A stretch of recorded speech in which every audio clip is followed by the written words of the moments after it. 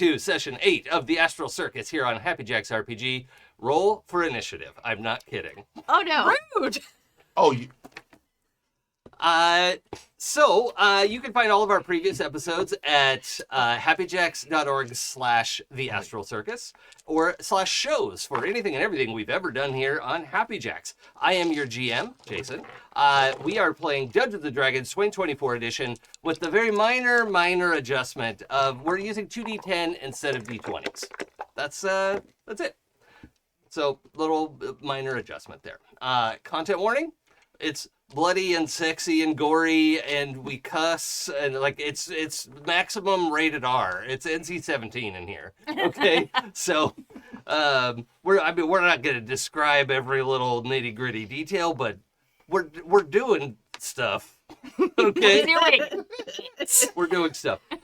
We can do that. We can take these risks as collaborative storytellers because we use safety tools, and if you're bad at safety tools, you're bad at sex. That's Yep, Clara is correct. yes. Mm-hmm. Yeah. I have to now text Clara $1, but that's okay. It's worth it. It's worth it.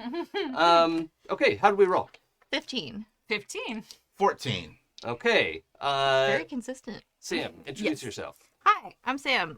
They, them pronouns. I'm here to play Jaden Sapphire, Astral Elf Druid, and problem. Uh-huh. He, him.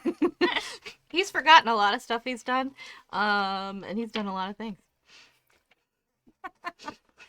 Hi, I am Pooja, I don't use pronouns, and I am playing Ezthe Perah, who is they, them, and a tiefling martial sorcerer. Your friendly neighborhood thembo. I swear I did work on my hair. If you're watching the video, don't look at me. Just put your thumb over that part of the screen. My hair is fantastic. not What are you doing talking it about? today. Okay, It's got whatever. this amazing gradient of color going through it, and it's a whole sea But it's wave. not usually such a fucking rat's nest. It looks like you did this on purpose. Oh, good. I did. So, Erase that. We'll fix it in post. What was your initiative? 14. Introduce yourself. So ominous. I know, right? It sounds like I'm not mad, I'm disappointed voice, and I don't appreciate that either. I feel like I'm in trouble already. Fine, I guess I'll do it. Hi everyone, I am Dion, and also maybe in trouble. And I am playing Gralen Longstamp, our friendly resident grave cleric forest gnome, who's definitely okay. Yep. Yes. Yep. I also rolled 14. Oh, okay. And my personal philosophy as a GM, the rules in D&D say if players tie, the players decide what order they go in. Mm-hmm. I love that. If player and bad guy ties, the GM decides, but my always decision is the player goes first because that's more fun. That's it. A tie, the hero, it gets the spotlight. That's You want to roll off? No, I don't. Okay. That's Okay. Just put it out there. I'm okay with it. I'll just resent it and make up for it in some of my other die rolls. And coming from Jason, that's not a threat, that's a promise. Yeah. I don't have to fudge dice when I'm DMing. As a DM, I roll like a goddamn demon. And I don't have any control over that. And when I'm sitting in the player chair, I roll like a 5-year-old on a tricycle. Blip. Nope, nothing. Okay, moving on. That's why I like PBTA systems so much as a player, is I can actually do things in them. All right, so the circus caravan has been in transit, right? Mm-hmm. We've left Toril and the island that Brian is on, just outside of Baldur's Gate. They're in the process of rebuilding a bunch of things. They did in fact purchase the Spelljammer helm that you had for sale, and are going to make good use of that in their 5 remaining galleons. They now have 2 Spelljammer helms, and we'll see what happens with that. I promised to get you a gold amount last time as I was re-listening this morning, and I forgot. So you have gold. We have gold. Yay. We have the most important thing is that we have an amount of gold that made Cornelia happy. Yes. Right. Yeah. Yes. And we already had that before we sold the thing. So, Yeah. Cornelia was very happy with the deal in general. And then specifically, some finer points were made. And, I mean, nobody wanted to squeeze a town that just had a natural disaster. Well, unnatural disaster, as it turns out. The Kraken was not a regular Kraken. It was a summoned Shadow Kraken. And we have an idea of who summonized it. So, part of your journey now, however, is we are on our way to visit the Candlekeep Extension Campus, known as Stardrift Athenaeum. And it is part museum, extension library, hazardous materials storage, for like magical rituals and that sort of thing. And it's the sort of museum that isn't open to the public. It's a museum for scholars specifically, right? And it's the sort of thing where you could go and maybe they can even give you a toe, like a toe bone of something like, okay, if you want to take this apart, we have this collection of weird bones that we don't know what they are.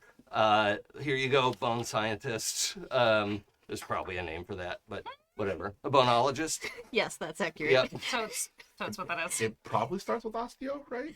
Who knows? Who can even know such a thing? Fancy bone doctor. Yep. The inside bone doctor versus the luxury mouth bone doctor. Mm-hmm. Those Huh. are different. Okay. Teeth are outside bones. Could we also argue that's a gum doctor?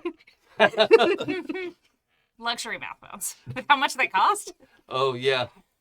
All right. So, in transit, could I just see if we are going good direction, kind of good tangential direction? roll investigation with advantage. Roll investigation with advantage is what I was told to do. And if you're at home wondering how we do advantage disadvantage with 2d10, we don't roll both dice twice.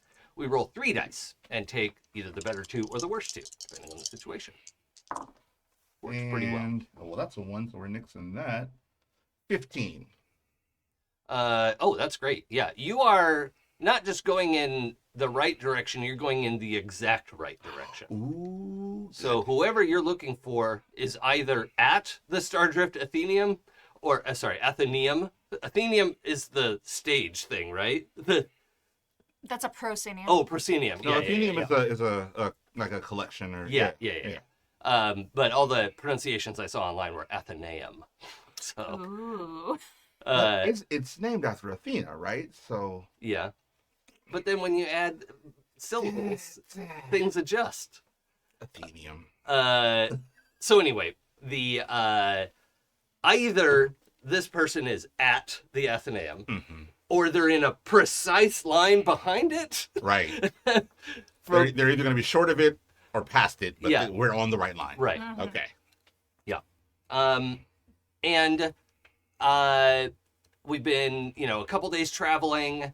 There's, odds and ends, things that you've been up to.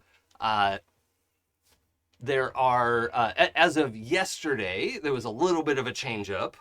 And Gralen, you were summoned astrally to your lord, Kellenbor, who you did not appear in his office. You appeared in the sort of like hedge maze garden. Okay. I mean hedge maze. It's like 3 feet tall, right?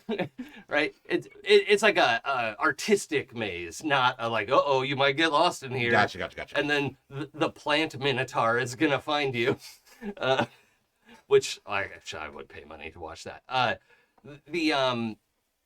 But he is sitting in the garden, still in his like sort of formal regalia, but has tea set out on a marble table and all this kind of stuff. And has you come and sit and says, "Don't worry, I haven't forgotten that we've rolled initiative, everybody. Just hang on to that. Okay. It wasn't just for introductions." He invites you to sit. That's it. Yeah, which actually doesn't happen that often. Where I mean, your meetings aren't long enough, right? Where, but also you wouldn't sit without being invited. Right. I mean, he's basically royalty, right? Like Right. that.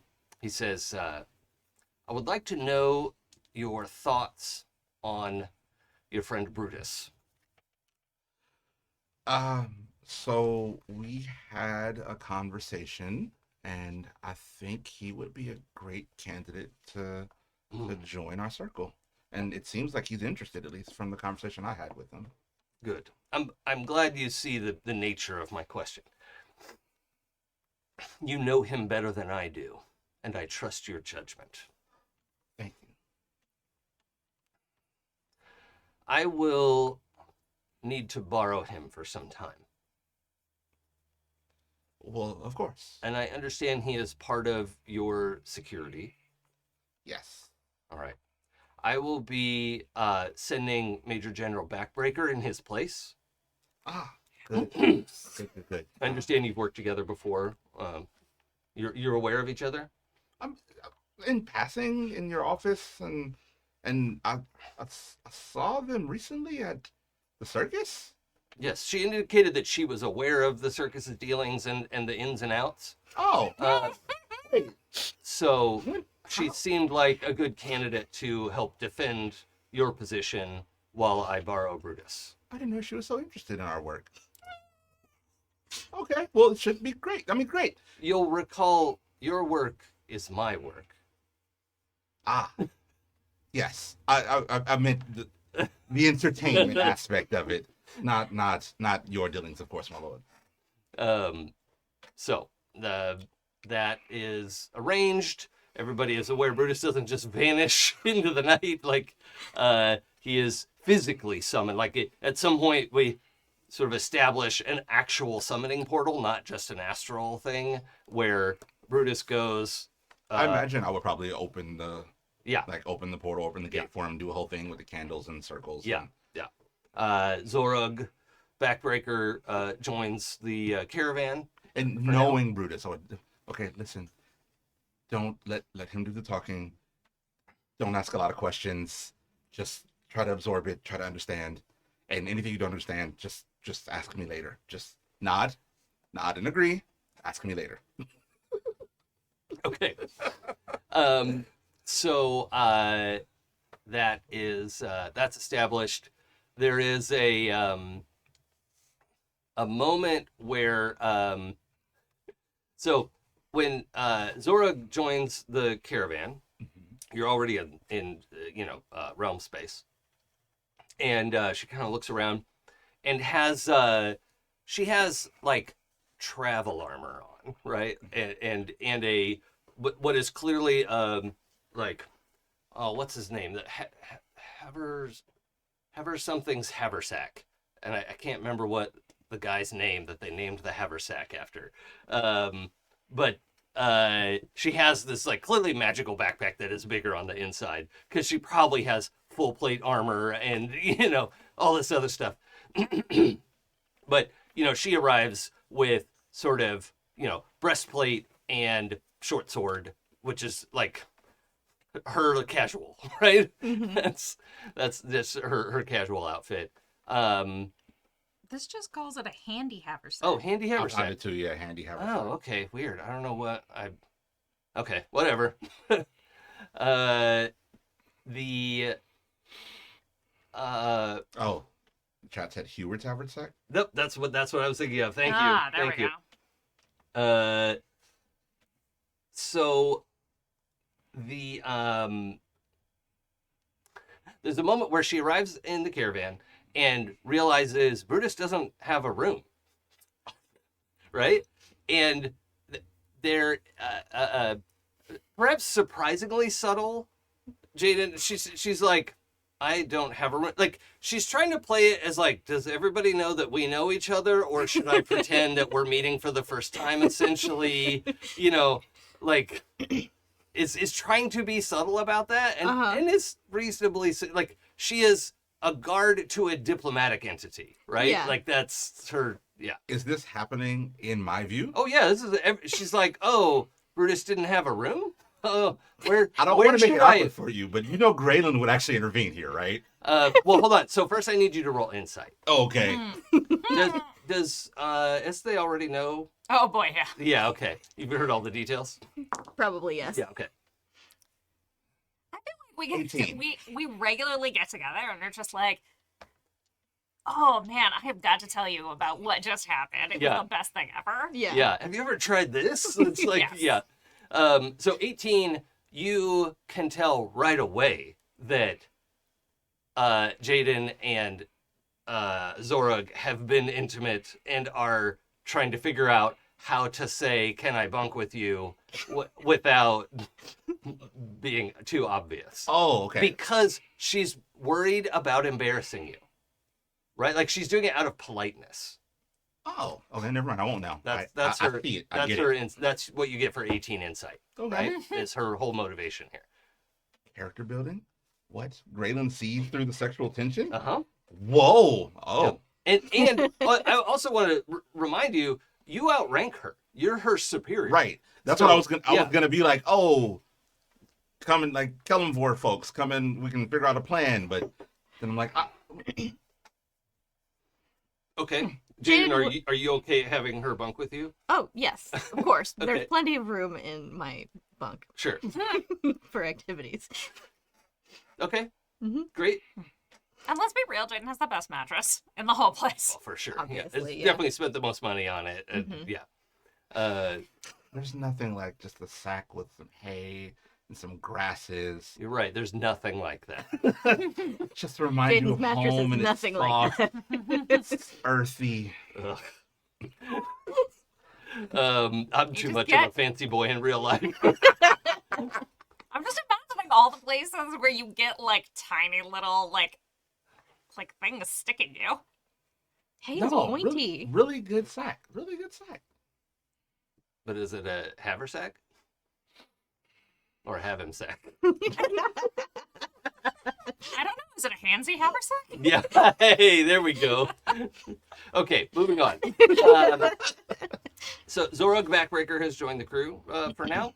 As a reminder, she is like forest green skinned, 40-something-year-old woman, orc, built like a brick shit house. You know, like bigger, like thicker than a Xena build, right? Not quite, Olympic weightlifter, but Xena is maybe a little bit more on the athletic side. Zorug is brute force, right? Does that make sense as a Yeah. comparison? Okay.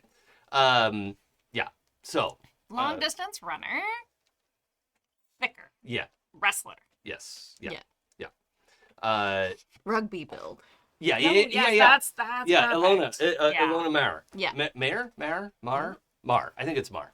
The Olympic rugby player who was all over the Instagrams and stuff. She's I amazing. was gonna go more like more China, less Xena. Yeah. Yeah. That's a great Okay, comparison yeah. too. Yeah. Okay. So the caravan continues, and at some point you see in the far distance, just it's a little hard to see because it's against the background of stars, and the sun of realm space is kind of off to your left in this orientation, and this drifting. It's not totally drifting. It's like basically supposed to stay where it is according to the lore that you're aware of for this. In that it's not a huge secret. It's private, right? Like Candlekeep is like their property and it's private property. And it's okay that people know it exists, but like it's also, you don't just show up with your family on summer vacation and go to the museum, right? Like that's not that kind of place. So it is this sort of like, if you had an asteroid that was sort of a tapered down to a point, so like a top that you could spin, right? Like it's rough. It's not smooth and you know, pointy at a bottom point, but it was clearly like a big asteroid that broke in half, and then they smoothed out one of the surfaces to work on, and then the bottom part is just rough, right? And you know, maybe you came across this, whatever. What you could see is the bottom part, the like rough rock part, is pointed towards the sun. And if your character would have read the briefing, you tell me if that's true or not. Zorg did. It is Candlekeep intentionally keeps its butt pointed towards the sun, so that is it's by design. And as you are approaching it, you're sort of side on to it, right? So the tapered part is going off to the left towards the sun, and you could see the sort of dome-ish shape on the right side. And it is still relatively far in the distance when the like green and blue bolts of energy come firing at the caravan out of the darkness. Pretty quickly, we see a let's say smaller than galleon, but definitely a decent sized ship. So the Royal Intrepid Shipping and Exploration Company uses the like Royal Navy ship sort of designs from the pirate days, right? So that it's very like schooners, and I don't know a ton about pirate ships. I'm sure the pirate nerds out there are like, oh my god, how do you not know this? But you know, it's this downsized from a galleon, and is you know, just it is designed to be relatively quick and fighty. It's not a battleship. It's not a cargo ship, right? It's this sort of in between. Okay. And they just open fire without trying to contact you. Rude. In any way. So your initiative rolls all be. Oh, I didn't roll for Zora. Do we ever establish that we have any sort of artillery? No, you. In fact, you don't. Okay, Yeah. This caravan is unarmed, gotcha. and so typically the strategy is to run away, which, you know, when you're just going from place to place, it's fine. You can get out of the way. Pirates, you know, will look for people to jump all the time, but you're at the place where you need to be, Right. and we kind of have to deal with this. So, Zorg actually got 18. Oh, damn. And that's a Bring him 19 with dexterity. So, Wait, was that a crit? well, yeah, but it's an initiative roll. Oh, what yeah, are you right. gonna do? Yeah, I think it's. I'm gonna just because also she's the NPC here. She has the turn like, oh, we're gonna, and is like using this action to get her armor on. And let's say she's yeah, gets her armor on and has like a big old two-handed sword.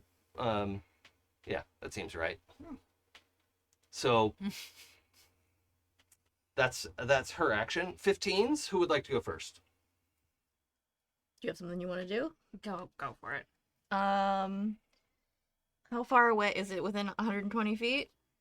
Yeah, we'll say this is like what they cast a spell at you, Okay. right? So it yeah. must be like at least within long range spell, you know, Yeah. 100 feet, let's say. Okay. We don't really need the map for this yet, but we'll see what happens. I don't care for them, so let's go ahead and shoot them with a moonbeam because it's my favorite. Sure, yeah. Now that is going to be, I'll let you decide if you want to do that. Okay. Because the ships are moving, Yeah. right? You'll hit it. Oh, right. But then It'll they'll do some move damage, away but from they will be out of the range by the time their turn comes around. it. Okay. Just because of how I want to abstract this combat a little bit. Then I don't want to do So, that. I mean, it'll still do a bunch of damage. Yeah, but I could also guiding bolt. Let's do Sure. that. Sure. Do you want to guiding bolt the ship itself or somebody that you can see on the deck? I will say the ship can take a lot more damage than any of the people can. Yes. Can I see either who's at the helm or somebody manning weapons? So the weapons are below deck in little like ports that they flipped up. Okay. But you can see the helm. Yeah. Okay, then I'm gonna target the helm. Okay. Yeah. So you have to make an attack roll, I think, right? Yes. Okay. Mm-hmm. And that is. Okay. My AC is 14. Okay. Be feared. I'm just a pilot.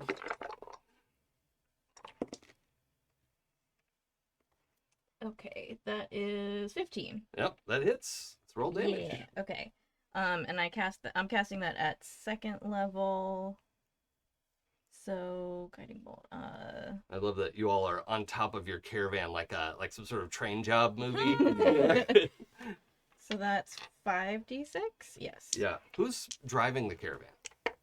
Probably. I mean, it's not any of you. Tim? Tim, yeah. Tim? Okay. They call him Tim. Some call him Tim. Oh, that's almost all 4s. Okay. So that is. You know what? The name Tim is even better if it is spelled Thyme. I was hoping that it would. That would at least make me feel better. Okay. If it's See, I thought that would be worse. at least on paper the continuity is there. Okay. I need that. Yeah. It's your game, but No, I like. Wait. To me, it's worse, and I like it. What if the E is his middle initial? Oh. you just And it's THYM. you can't let E, me go and continuity. then his last name. You just can't. Because he's already made that canon in his head. Yeah. Yeah. What's the family's last name? Spice? Herb? Actually, Yeah. Okay, well, Anyway, unimportant. 21. Damage? Yes. Yes, okay, that is a significant amount of damage. Oh, my little notebook. Fuck that person in particular. Oh, that's why my backpack's lighter. My little paper notebook is not in there. Okay, 21 damage? Yes. Okay, to the pilot. Mm-hmm. And then, let's see. The next attack against, or Yeah. the next attack has advantage against them. advantage. Yep. Okay, other 15. I am going to grab General Backbreaker. Mm-hmm. I do General Backbreaker. And Dimension Door over there. Okay, what's the range on Dimension Door? It is 500 feet. Oh, Jesus. Okay, I thought it was like 60 feet or something. That's a lot. No, yeah. Dimension Door is No, that's Misty Step. yeah, It's Misty like Step 30. is short. Yeah, okay. Dimension Door is Okay. pretty long. Fuck yeah, that's easy peasy. Up onto the deck where the thing is? Yeah. Like the helm? Yeah, Mhm. okay. Can I cheat your game a little bit? Maybe. Just a little bit? What do you got? Because my turn was going to be to cast aid. Oh, yeah. But they're going to Dimension Door out of there. No, so here's the thing. So the game says if the players are tied. My opinion is if the players are contiguous in the initiative stream, Gotcha. that you can chop and change. Okay. Right? Okay. Like that is the little bit of a win that you get in your initiative check. And so since you're 14 and I'm 14, you are next in initiative. Mhm. So yes, and that's not even a cheat, right? Okay. Like that is the way I interpret initiative. Cool. So by all means. So I see them about to take off. So before they leave, I run up right in the middle of everybody and just Uh-huh. slam the ground with my hand, and we all get 10 more max HP. And Ooh. Woohoo. What do you say to Zorag to let her know that we're doing this?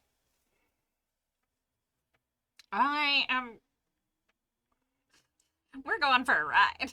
Okay. We're gonna hitch a ride. Okay. We're gonna hitch a ride. Because I like the idea that like Zorag had her big ass sword on her back and had pulled a heavy crossbow out of the backpack as well because we're in ship to ship combat. She's like, ah, dang, I love my sword. So it's like up on the top of the caravan, like ready to fire, and you're like, "Hey, let's go." She's like, "Fuck yeah!" Like throws the crossbow over the side. This is a 50 gold piece, piece of equipment. And it's like, "Fuck yeah, let's go." Amazing. And it's an action to cast that, I think. It is an action to cast that. Okay, unless you wanted to quicken it. Well, my I feel like that's fine because then I am going to quicken my actually no. If I quicken because it's using the charge from my cloak to cast it. Oh, for Dimension Door? Yeah, No. and I didn't think I could quicken Yeah, it has that to be one. a sorcerer spell. Yeah, that's what I thought. So, but that's fine because I am going to get in there and nope, I can't do that actually because I've cast a level 1 spell already that turn, but that's fine. I'm just going to go in and hit somebody. Can you attack as a bonus action? Because it is I'm just double checking my quicken thing, sorry. Oh. Yeah, I mean, you could quicken a cantrip Well, that's what I was looking for. that normally casts as an action. Yeah. Yeah. But it does say I can't modify a spell in this way if you've already cast a level 1 spell on the current turn. Yeah, but you're not casting a spell, right? It's your magic item. Oh, okay, great. Yes. Then yes, that is what I wanted to do was use Sorceress Burst when I get in there. Yeah, okay. And then But that might kill my pilot.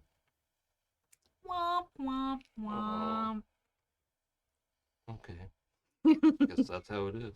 Mm-hmm. Pilot shouldn't have been shooting at us. Yeah, well.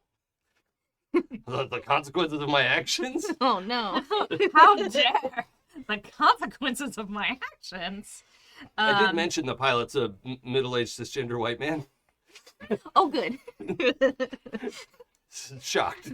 Shocked that they're... Sorry. How could you? And then where is the? Why did you close? For just listening, that is also my identity. So, if you couldn't tell. Cast a cantrip speed of 1 action. You can make and I can make a melee weapon attack as part of that action. Yeah. Great. So first, I get advantage on this attack. This creation of yours is very action efficient. I tried. Yeah. It's and that's the thing that like sorcerer is already kind of that, right? Yeah. And that's what I liked so much about it as a platform to build off of. And it just made me think like, well, what if we also stab things? Right. What's the Love this thought thesis? process. Yeah. So that's a 17 to hit. Yes. And then I am going to do The thing I hate about wizards, they're so action inefficient most of the time. Yeah. But they're about doing one big thing. Yeah. Kind of like rogue too, actually. True. Right? They're about spike damage. That rogues are hit one thing for a billion damage. Wizards do one thing across an area, right? so that is 10 damage. Okay. Acid. I think that's acid. I'm still up. Yeah, acid. And then my other thing. Not so much. Missed with the blade. Missed with the blade because Okay. that's a wait. Did you say 14 to hit? Mm-hmm. Never mind, it didn't miss with the blade. Okay. Then hold on there. Don't roll damage yet.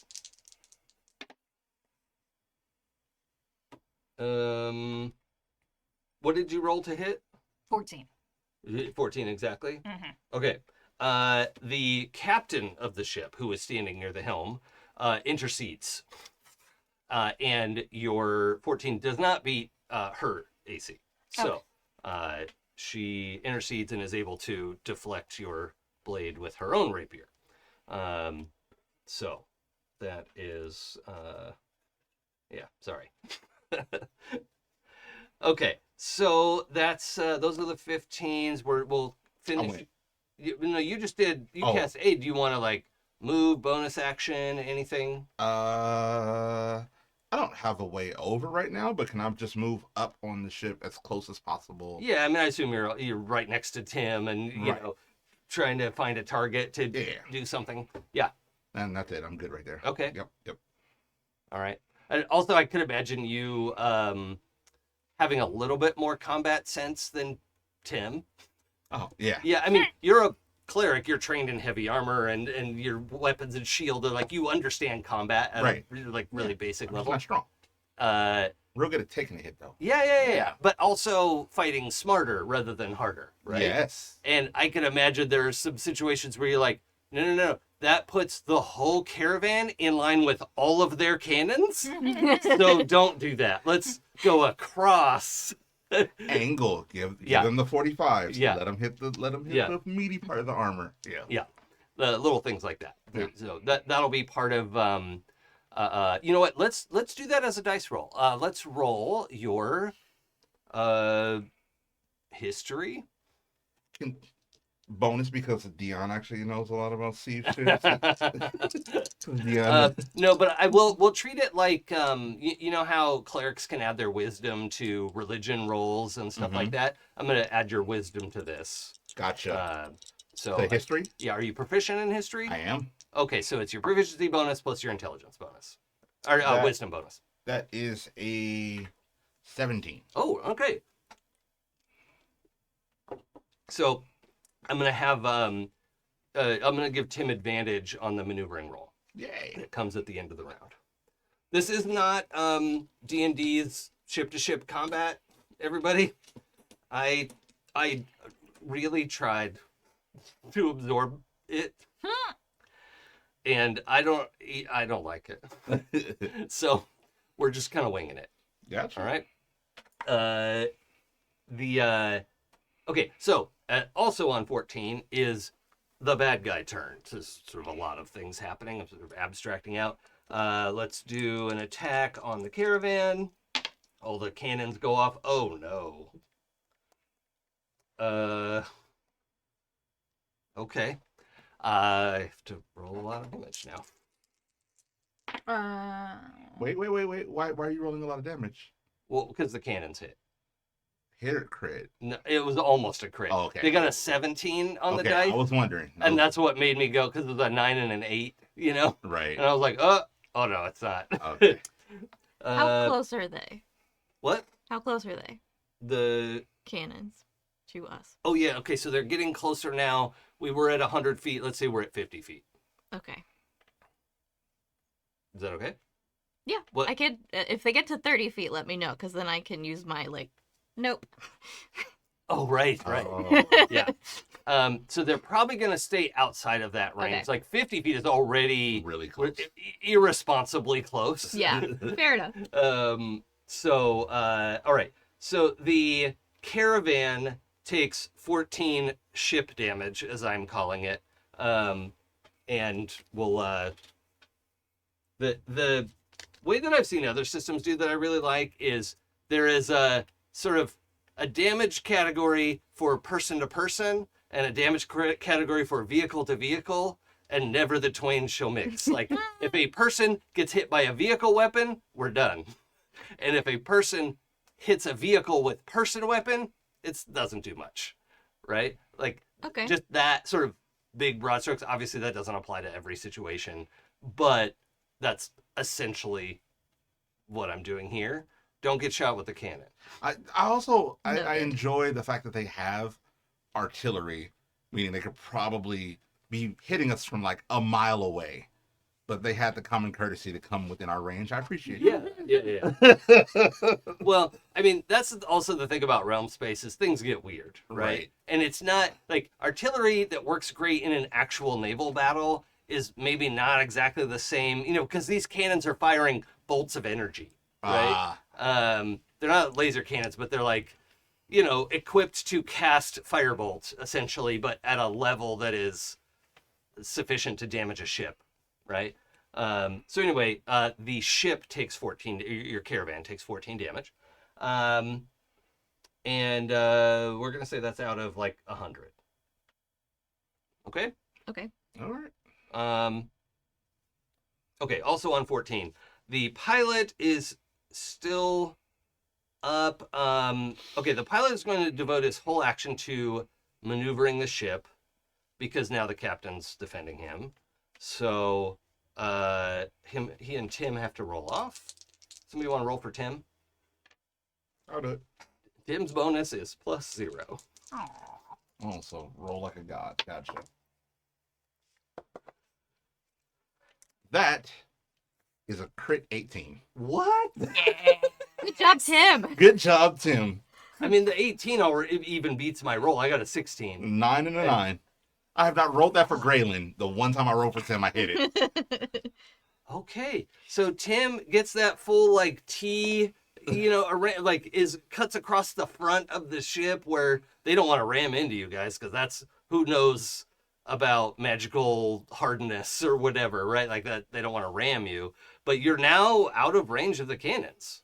Well done, Tim. Well done, Tim. I mean, he's following your directions, but I'm just kind of upset. yeah, that you don't get to have that I don't crit. get to- Do you want to cancel the crit? No, You no, can no, do that no, if you no, want no, to use your because reaction. I'm not going to get it again, so it's okay. Let Tim have it. Just let Tim have Let this. Tim have it. Yeah, and I think you're like, I can imagine Gralen be like, yeah, no, don't get so in line with the cannons. Yeah. He's like, oh, should I just pull over here? It's like, Tim, look, the cannons are on the side. You have to get to where you're not on the side. It's like, oh, so here. Oh, Yes. yeah. Good exactly. Okay. The I don't know how captain- hard this is, therefore it is easy for me. Yeah. The captain is attacking Ezthe.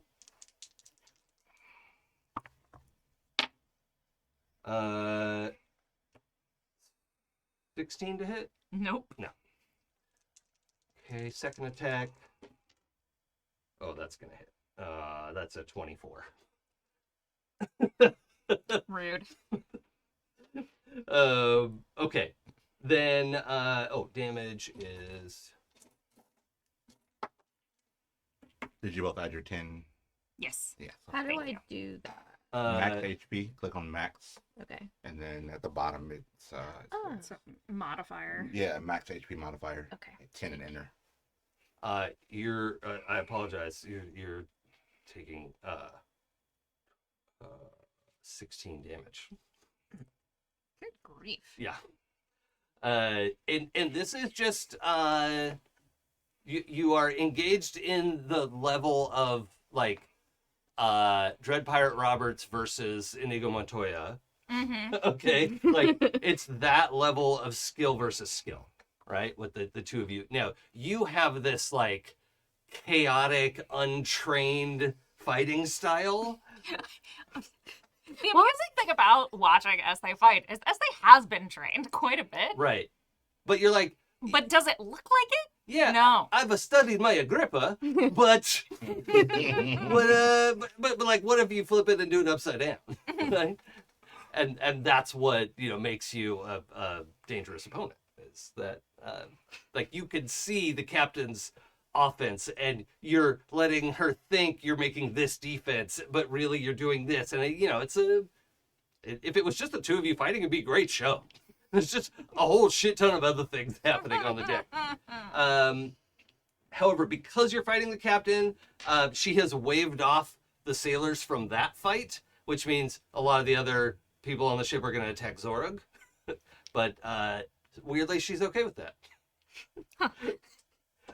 So I'm just going to do a collective attack for them. There's enough of them where they get advantage to attack her.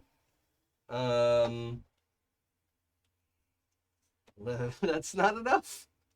That doesn't beat her AC because she took her action to put her heavy armor on and all this. She doesn't have a shield, but she does have AC 20. So, it's not insubstantial. Mhm.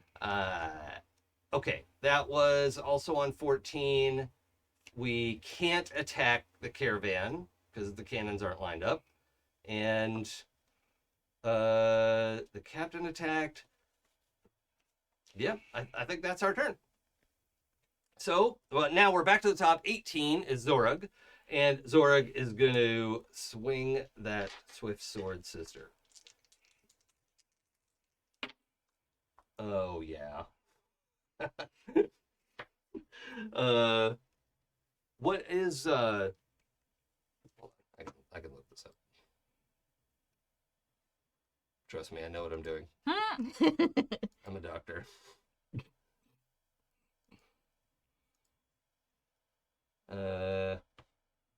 Yeah, okay, that's what I thought. Okay, so, yeah, 18. So Zorug steps, walks down. You're up on the. Look, it's called a poop deck. We'll just giggle and move on, okay? But do we have to move on? Yeah. That's where the helm is, right? The helm's like up in the back of the ship, up on the slightly raised up, like one flight of stairs up. Zorug just like gets that, great sword off her back and goes down the stairs and wades into the, deck full of sailors who are trying to rush up and defend the helm, and it just cuts into them, right? Is swinging the sword, takes out 3 people. I'm using modified mob rules for her fight. But, is doing her job. They're probably going to be able to do damage to her next time, though, so we'll see. Also, I should mention, she's built around the, now I can't remember what it's called. The fighter that is the martial moves thing. The Battlemaster. Battlemaster. Yeah, there we go. Yeah. So she's not like ragey or anything like that. She is cool, calm, calculated. Don't play chess with her. She's a chess hustler, right? Like, because you look at somebody like that and you don't necessarily think they're going to be good at chess, and she will destroy you. Gotcha. She's out there like kicking people into other people and knocking them over and getting them into attack. Oh, stop hitting yourself. Not with comedy, but just that's working. 15s. Who wants to? Well, actually, all 3 of you get to choose your order. So. I have 2 things I could do, and one of them I want to go before you 2. Oh, but okay. It depends. I mean, if you want that to go before, I have a thing that can very likely take out the pilot, helmsman person. Is he very low? He's bloodied. Bloodied. That's okay. what I'll tell you. I So don't want to risk. Yeah, I don't want to risk that then. Okay, so I'll do my other thing. So I'll go first because he's bloodied. I want to make sure he goes down with this shot. Yeah. So I'll do a quick little prayer to Kelemvor, and then I will use my channel divinity to sear the symbol of Kelemvor on the weak point of this person. Oh, yeah. Yeah. So whatever hits him next, he's vulnerable to the damage. Awesome. Nice. Okay. Do you have a bonus or move or anything you want to do? I'm good. Okay. You just up there with... I'm picturing you like standing at the front of the caravan with your hand on Tim's shoulder, who's sitting. I think now that Tim has put it in a good position, I wanna make myself the most badass support you've ever seen. Yeah. So like at this point, I'm trying to stay in range to make sure I can help in the fight. Yeah. But like I don't have a way over. Yeah. So like doing the best for my friends. At this point, I've left the helm and I'm like riding one of the hamsters because I'm definitely small enough for that. Oh, yeah. And I'm like You're casting spells on the front, from the back of the hamster, just trying to like stay in the fight, stay relevant from over you know here. what? With Tim's crit maneuver, actually what I want to do is rather than have him be across the bow, he's actually across the aft, which is where the helm is, right? So you guys are kind of up and above, and then the helmsman is like, how did they do that? They're pulled by 2 hamsters. And we have a magic power engine thing. I don't know. How these ships go. Don't you ever underestimate our hamster. Yeah. Elham and Bruno are very offended. Anybody would question their prowess. So you are sort of across the aft, up and above, where you could see it would be a dangerous jump, but you could try. I'm good here. I'm doing everything I need to do from right here. Okay. Yeah, so it's still about 50 feet just because it would be dangerous to get closer Close than enough. But okay, so remaining 2 actions. So I am going to cast Green Flame Blade and empower my melee attack that goes with it. Yeah. So Wait, that might do a lot of damage. Wait, are you attacking the helmsman with all that? no, I am attacking the captain. Yeah. Okay, good. I didn't want you to Oh. waste overkill. Well, no, but the thing is, this works. This works Oh, okay. because of what Green Flame Yeah, Blade I understand is. what you're doing now. Ah, It's smart. the fire. Yeah. Yeah, and so, I mean, I guess I didn't really. So close and yet so far away. So that's a 17 on the dice plus Well, that's probably plus gonna hit. 6 Yeah, that hit. plus 4. So 27. 27 to hit. Just makes it. Yeah, that 26 AC was. So then Green Flame Blade. So the target suffers the weapon attack's normal effects. So that is 1d8 plus 3. This is the first time the captain's been hit, right? I think so. Yeah. What? So they take 8 points of damage. No, didn't Backbreaker? No, Backbreaker's laying into the sailors. The Yeah. sailors. There we Yeah. go. Just like wheat. And I cause the green fire to leap from the target to a different creature of my choice. Yeah. Is it to Backbreaker? Oh, wait. Oh, sorry. So that's one. So that's the weapon attack plus the plus 2d8 for the Oh, the fire damage. the flame. fire Yeah, Captain. damage. Yeah. And that's another 9. Okay, Captain's taking 17. Turns out she's not fireproof or swordproof. Weird. And then the so the empowered also and I'm just double checking this. Attack and damage. So that's plus 4. Uh-huh. To the damage I did. Oh, to the captain. Yes, to the captain. 20 and less. then for thank y'all so much for doing all this math for me. Okay, so then the second creature takes fire damage 1d8 plus 4. Yeah. So So that 2d8 what am I trying to do is this? vulnerable. Yeah, 2d8. 2d8 plus plus 4. 4. And that's 12. Actually, I think vulnerability, you actually double what you rolled. That's what I said last time. Yeah. Hold on. Let me double check that. Now that I'm remembering I that. swore I said that last time. No, we had a whole conversation about it. We Yeah. did, yeah. Let me just double check. Because I think you get to double your charisma bonus in that case, which is a big deal. Yeah, that's huge.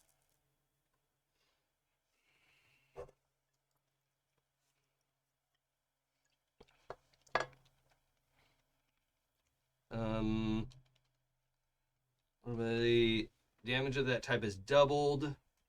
Is applied only once to an instance of damage. Yeah, you roll the base damage and double the outcome. Mhm. Yeah, I'm sorry about that from before. Okay, so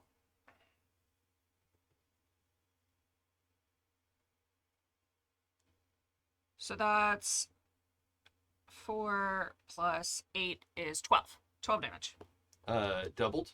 That is doubled, unfortunately, because I rolled a 7 and a 1 on the first time. And then I rolled a 2 the second time I rolled, so that was sad. Why did you roll again? They said take your first one and just double it. Oh, okay. So 7 and 1. Oh, but you rolled 2d8 Yeah. the first time, and we Yes. wouldn't know which Oh, we one wouldn't was know which- to yeah. apply. Okay. Yes. So I rolled again, and I was betrayed. Okay. So you rolled a 2. 2 plus 4 is 6. Times 2 is 12. Yes. Got it. Okay. To the helmsman Yes. pilot. 12 means he falls away from the steering from the helm and is screaming and on fire and is out of the fight. His stopped, dropped, and rolled. I think that there's a certain amount of just like Oh, so you wouldn't go? Yeah. I think there is also, sorry, this is also a sub thought I had meant to add in of like, I think it's okay in certain situations to have somebody go to 0 hit points and it doesn't mean they've been incinerated, right? It means they're out of the fight, right? Like, Right. Yeah. if it's thematically fun and cool, then sure, they got incinerated, but like, yeah, your fire leapt over there and he's like, oh God, and he's like, very badly burned. Right. 3rd-degree burns, just Yeah. laying there trying not to move. Yeah, like, Yeah. don't hurt me. Yeah. You know, so yeah, 0 hit points and out of the fight. That's the point of it, right? Yeah. Mhm. Yeah. And it's very much a like, okay, so, oh, I see you studied in the style of, but I have something up my sleeve, Yeah, exactly. literally. So, Also feel like it's kind of a FU to the captain that tried to get in the way. uh-huh. Yes, it It's like, is. Defend this. oh, well, okay, I'll poke you, but you're not gonna stop me, right? Yeah. Like, it's very I love much this, a like, behind the back, fire toss. like, this is so much fun, and we're having so much fun, but we cannot You can't leave them- exclude others from the fun that we are having. Bam. Yeah. Like, Just to bring in a little bit of demigods, it's polyarmorous. Polyattackmas. Yes. Okay. That's a 15, Jaden. Yes. Let's see. Have I seen? Oh wait, sorry. Did you have you used bonus action as well, or do you want to? So I think that's just your basic attack does that, right? Yep. That was just my attack. Yeah. But bonus action wise, Wait, green flame break, like doing the flame didn't. That's part of the attack. Yeah. actually, It's sure. a cool spell. It's a cool ass spell. I thought it worked like Shillelagh. I thought it was the bonus Yeah. to do it, and it no. Wow. No. And it's a cantrip. You can do it every action. I am going to I'm going to use my bonus action to cast Ensnaring Strike, Okay. which, as I hit the target, grasping vines appear on it, and it makes a strength saving throw. Okay. Is that a spell that you're quickening? I mean, it's a first level conjuration, and since it's a bonus action. Oh, Ensnaring Strike has to be cast on the person you just hit with your attack. Yes. So yes, you're ensnaring the captain. Yes. Yes. Okay. I'm with you now. Thank you. My brain needed a second to catch up. Okay. What's the saving throw? Strength. Captain's pretty strong. Oh well. You roll a 3 and a 1. It doesn't really matter how strong you are. Nope. Almost a crit fail. My dice are just like all over the place today. So I'm restrained, I believe. Restrained, and at the start of each of its turns, it takes 1d6 piercing damage. Oh, that's a lot. And then I suppose I get a chance to escape on my turn, right? Until the spell ends. Yeah. There has to be a save every round, I think. Ensnaring. It says, on a failed save, the target has the restrained condition until the spell ends. On a successful save, the vines shrivel away and the spell ends. While restrained, the target takes 1d6 piercing damage at the start of each of its turns. The target or a creature within reach of it can take an action to make a strength check against my spell save DC. Yeah. So he can use she can use her action to try to break out of it. And then restrained also, I think she can keep attacking. Your speed is 0, attack rolls against her have advantage, and her attack rolls have disadvantage while restrained. So that's not good for her. Yeah. All right. Cool. So, Okay. your turn, right? Yes. And Ensnaring Strike is a level 1 spell, so make sure you spend the spell slot. did. Okay. I did. Cool. It's nice because I can just hit the little thing that says Yeah. cast, and it Yeah. did it for me. Yeah. Yeah. Yeah. Spell slots are that's what we're using again. One you- thing I will say, like, I don't understand how to reset my the charge for my cloak, because I can cast You the don't. thing. There's no way in there to do it. You just have to keep it in mind. Oh, okay. Because Yeah. I was like, it's definitely been a couple of dawns since I used this. Yeah, so you could just unclick it, basically. It wouldn't let me. Oh, really? No. Okay. Well, we'll look at that in a minute. But yeah, it doesn't reset on a long rest because it resets at sunrise, and you're supposed to just do it manually. But It was being rude. okay, It was being so rude. strange. Jaden. Yes. Let's see. Are there... Oh, also, the ships have come to a stop. The ships have come to a stop. Okay. If that's of interest to you. It sure is. Yes. I don't know if this is to your interest, but there is a newsletter you may be interested in subscribing to. Yeah. Let's see. What's the radius on that? 5 foot radius. Okay. Is there a 5 foot radius of crew members that are not, like, that Zorug is not in? Yes. Okay. Yeah, because she's got like 3 people lined up. If you drop it behind them, it'll burn all of them and anyone else that comes up, and Yeah. she'll be well out of reach. Yes. So you're attacking a mob. I'm gonna roll their save. I don't want to, like, cut her off from whoever she's attacking, No, but, like, the ones them. behind They're them. trapped between Moonbeam and Death. Yeah. That's the one. Oh, I totally forgot. She doesn't have a great sword. She has a scythe. Oh, of course, Gallimore. Right? Right? Yeah. Gallimore. I had this all planned out, and I was like, well, I don't know. She's got some big two-hander. Like, yeah, a very specific two-hander. Yes. We're threshing wheat. Oh, I got a crit on my saving throw for the mob. Rude. So I'm going to take quarter damage. Okay. That's my crit. Huh? You want to cancel my crit? That one's not. How far are you? It's 50. It's like 50 I'm feet on the away. hamster. I'm right in there. Oh, all right. But also, I don't think that one's. You're gonna take half. Like, or you're gonna roll again on the beginning of your turn. Yeah. That one damage isn't worth the slot. Okay. Is my... Yeah. And it's mob. You know, it's like every time they take damage, they get weaker. And, Right. you know. So you roll your full damage, and then I will figure out the quarter. Okay. Oh, yeah, that's not within 30 feet. Okay. You just round down each division. Pills. Moonbeam. Where's my... I'm casting this at level 3. Or, wait, is that Oh, and 2 or welcome 3? in, Raiders, while we're rolling dice. We are on the top of our 3-wagon said level caravan Yeah.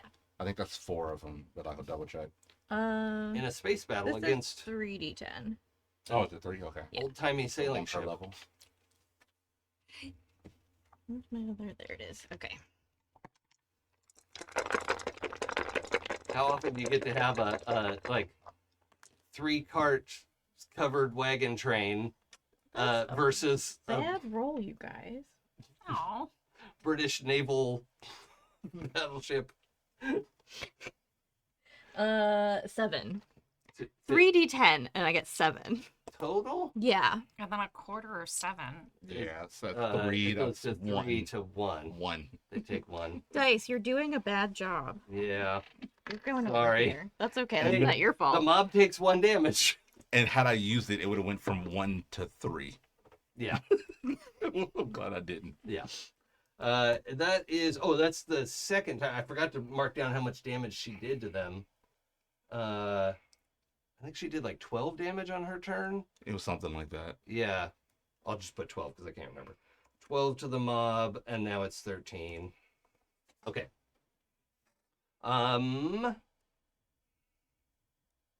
Great. That's the 15s and the 14s, right? Mhm. Yes. Okay, so my 14 is the captain. Mhm. She is restrained, but still within melee range of you, correct? Yes. Okay. Actually, that won't matter for this. So the vines come up. Oh, does she take damage at the start of her Yes. turn? Okay, so go ahead and roll your d6 for that.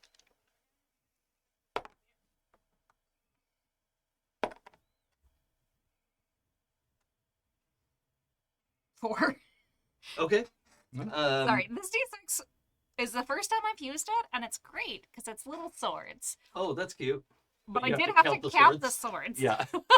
Oh. All right. So these vines are like crawling up her legs, and she's trying to fight them off. She gets some like Captain Kirk ripped, tunic and the armor, but she actually has like boiled leather studded armor. It's not insubstantial. She's not in heavy armor, but whatever.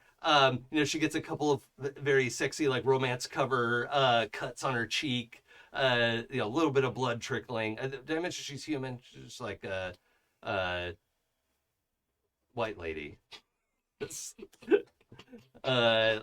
Short brown hair. It's Captain Karen. I knew you were going there. Mm-hmm. And is it's like fighting off the vines with one, and her sword hand is free, but she would still have disadvantage to attack. And then she looks at you and smiles and winks and vanishes. And the vines like collapse in on each. So she did not just turn invisible. And she appears behind you. Unless anybody has the ability to counterspell Misty Step. I can counterspell. Okay, so I have to give you that opportunity because she doesn't have subtle spell, which would like allow her to cast it secretly. So she winks, and then you can see her free hand go like, "Oh, I know what that is. You knock that off." Well, let's see what the is it verbal? Verbal, somatic, or material components. Yeah, but I need to see what Misty Step uses.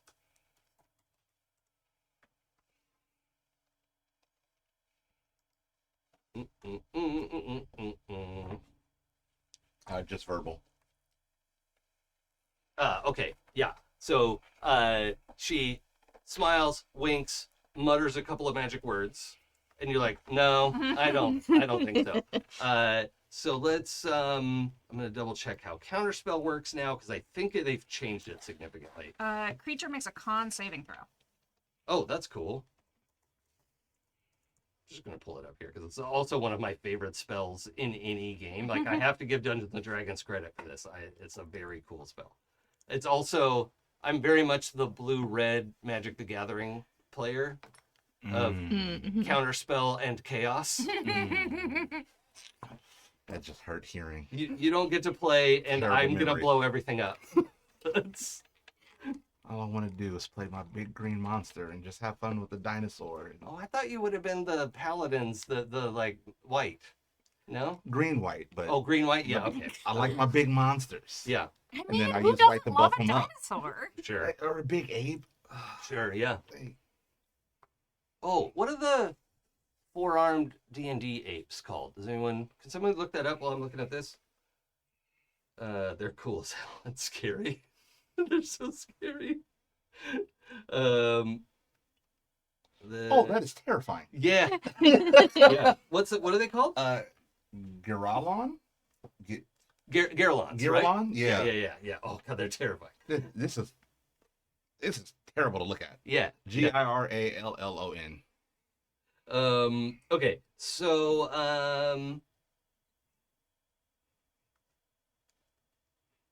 spell slot, the slot isn't expended. Okay. So let's make my con save.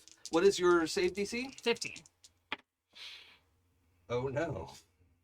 That's 7. That's like 15. If you cut it in half and round down. Yeah. Okay. So she has this just shit-eating grin, winks, mutters a couple of magic words, and you're like, nah. What does your counterspell look like? How do you shut this down? I think this one is she winks at me and I go I like love blow it. her a kiss. Okay. That's very good. And your kiss, like literally, it like takes, like coalesces as sparkles. And what would be the energy? from Yeah, this? it's like a little sparkler, Sure. but multicolored. Yeah. Okay. So this like rainbow sparkler glitter, like goes and just like knocks the words out of her mouth. Like we see them shatter and fall away, right? And she's like, oh shit. Now, fortunately, Misty Step is a bonus action, so she wastes the bonus action, but not the spell slot. So she's just going to try to attack you at disadvantage. That was rude. Without disadvantage, it's a crit. Oh, Ish. 17 misses you? Mm-hmm. Okay. Poop. I could have canceled your disadvantage. I want my crit. I could have. Meh. I didn't. Okay. I mean, look, ensnaring is so good. Yeah. Okay. Yeah, and I've not used my action to break free, so I'm still ensnared. Dun, dun, dun. Okay, and you marked the 3rd level spell slot for Yes. counterspell. And that was turn 14. You already went. Already went. Yeah. Captain went. Oh, the pilot's dead. That's who I'm Yeah. missing. I'll mark the pilot and Okay, so the mob is going to put all their attention to Zorug. They still have advantage to attack because there's enough of them. oh, but it's too many. Yeah, too many. Too many It's for me. not a single strike. Yep, it's not. It's a slew. Almost a crit. Okay, that is enough to get past her AC. Oh no. Wow. Okay, she just took like 15 damage. Did you add 10 to her HP earlier too? I did not, but I will. She was there when I casted 8. Okay, cool. I'll just put plus 10 in here, so I'll go look at her character sheet in a minute. Okay, okay, top of the round, 18, back to Zorug. Zorug is going to use, Oh, at the beginning of the mob's turn, did they take moonbeam damage? Oh, they did yeah. not. You have to roll it again. Yeah. You get a second chance. Okay, come on, dice. Don't be jerks. We're gonna roll. Is it a new different will ones. save every time, or is it a new save for them? Or is it No, not? because they're starting their turn in the area. Oh, okay. Yeah. Oh, no, they do. No, they get yeah. a save. They get a Yeah, save. they get to try and dodge out of the way. Okay. Oh, wow. That is actually a crit. That's 19. So you quartered again? Yeah. Rude. They're like ants, right? They're just like, what? Rude. Okay. Well, this time, it's what 13. So Okay. they at least take 4. 3. Let's see, 13. 13 to goes 6, 6 to 3. Okay. Yeah. Okay, so 3 more for the mob. That's does not break their advantage yet. However, I was really hoping that what would happen is that they would then take enough damage too. Like that their crit from before would be canceled out, and then they would take enough. yeah. If they're technically within range, you could have canceled. I would have re-rolled their attack because they wouldn't have had advantage for the attack, but they there are enough of them left that they still get advantage. So the thing is, you haven't moved Mind Beam. Moonbeam. I mean, it's coming from his mind. Yeah. The moon. Sure. Okay, but it's in the same spot, right? For now, yes, Yeah. because I haven't gone yet. Okay. I'm gonna do a materials saving throw. For the ship. Yeah. Uh-huh. It's not just plain old wood. It looks like wood, right? But it's certainly enchanted and... Okay, that's a good save. However, a bit of the deck is blackening, right? Is getting a little cooked. So, yeah. I should imagine it's like a magnifying glass and ant. Yeah, Like, yeah. It's a lot like that. Yeah. Okay, so on initiative 18, Zorug is going to attack the mob. That's a whiff. Oh, wait, no, it's the mob AC. The mob AC. 11 plus... No, that's a hit. That's a hit. Okay. Whew. It's 14 damage to the mob. Oh, they lose their advantage. Yay. The mob has taken 30 damage now, and Okay. they are bloodied. So, Got it. There we go. it is worth noting. Everybody roll insight, please. And I'll roll for Zorug, too. She's not proficient in it, but 13. Not that good. 19. That's good. 18. 4? No. Sorry. Like, that's so That one makes unlikely. sense. This is me doing math in my head. Sorry, it was 9 plus 4 is 13. Yes, yeah. Like, I was like, okay, so on the dice, and then 4, and that's what came out of your mouth. Yeah, I of get course it is. it. Okay, so your total is 13. Yes. Yes. 9 Okay. and 4, 13. Okay, Yes. so you're not gonna get to pick up on this. So you just cover your I'm eyes. busy. Yeah. You two are the only ones who really notice this. Mm-hmm. The sailors are not fighting with mindless vigor, but they are impelled, not compelled, right? They're not like zombies or whatever, Okay. but they are fighting way more vigorously and organized than you would expect. Even, they're merchant marines, they are ostensibly a shipping company, Mm-hmm. right? And they're not fighting with like the vigor of army soldiers, veterans, but they are fighting like believers, I guess. Does that make sense? Yeah. Of like, they're company men, not all men, but you get what I mean. Yeah. There's Yeah. a spirit behind this. There's a Yeah. yeah. Like if you were fighting pirates back in the 1800s, there's a point where they'd be like, all right, we give up, right. and These guys are gonna fight to the death because They're believe going down with the in ship. it. Yeah. Yeah. Okay. yeah. So whatever you want that to mean, that's, you can't get into the hows and whys of it, Sure. but you could just see like they're losing, right? Mm-hmm. And they're not ready to surrender. So I think we're about to get a new ship. depends on if you punch a hole through it first. True. Oh, please. Yeah. Okay, It might be cooked a little, but the three of you, once again, we're at 15, 15, 14. However you want to organize your turns. I'll go. I do want to move the moonbeam a little bit Okay, because I want to just kind of like reduce the space, but they have to get away from Zorug sure, and get more of them in the moonbeam again. sure. And also stop cooking that part of the ship quite so much. Yeah. So just move it a little Let's bit. just move the rotisserie. Yeah, the trash compactor is getting smaller Sure. on Okay. these guys. Okay, that's fine. Yeah. We're sort of scooping, and they're not trying to get away as much as like they're trying to maneuver and not get burned and have an opportunity to kill Zorug. But Yeah. yeah, I understand what you're doing. I'm hurting them towards her and also cooking them a little bit more. Yeah, is this working okay without the map so far for Yeah. everybody?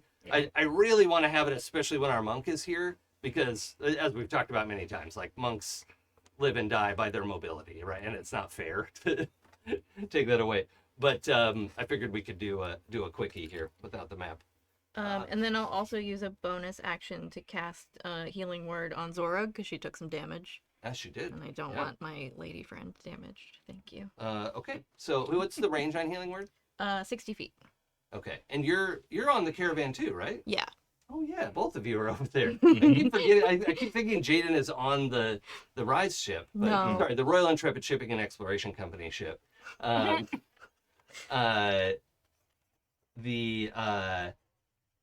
Okay, let's roll your healing word. Okay, and that is, let's see. What level do you want to cast it at?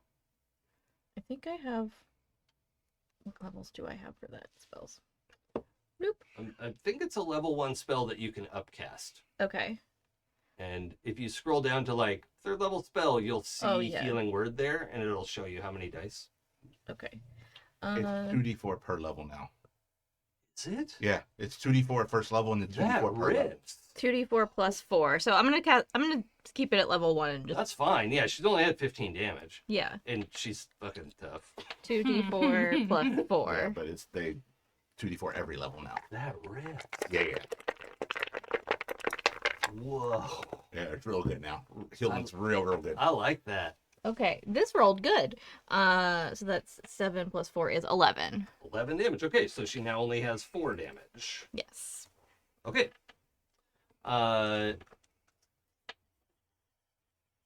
Yeah. Anything else? I think that's a bonus action too. So if you have a standard action you want to do, or your standard action Standard action was move. moving the moonbeam. Okay. So they don't. Wait, do the ones that weren't in it before take damage now from me moving it? Oh yeah. Yeah. Okay. Well, no, I don't want to. No, I think there was a rules thing there.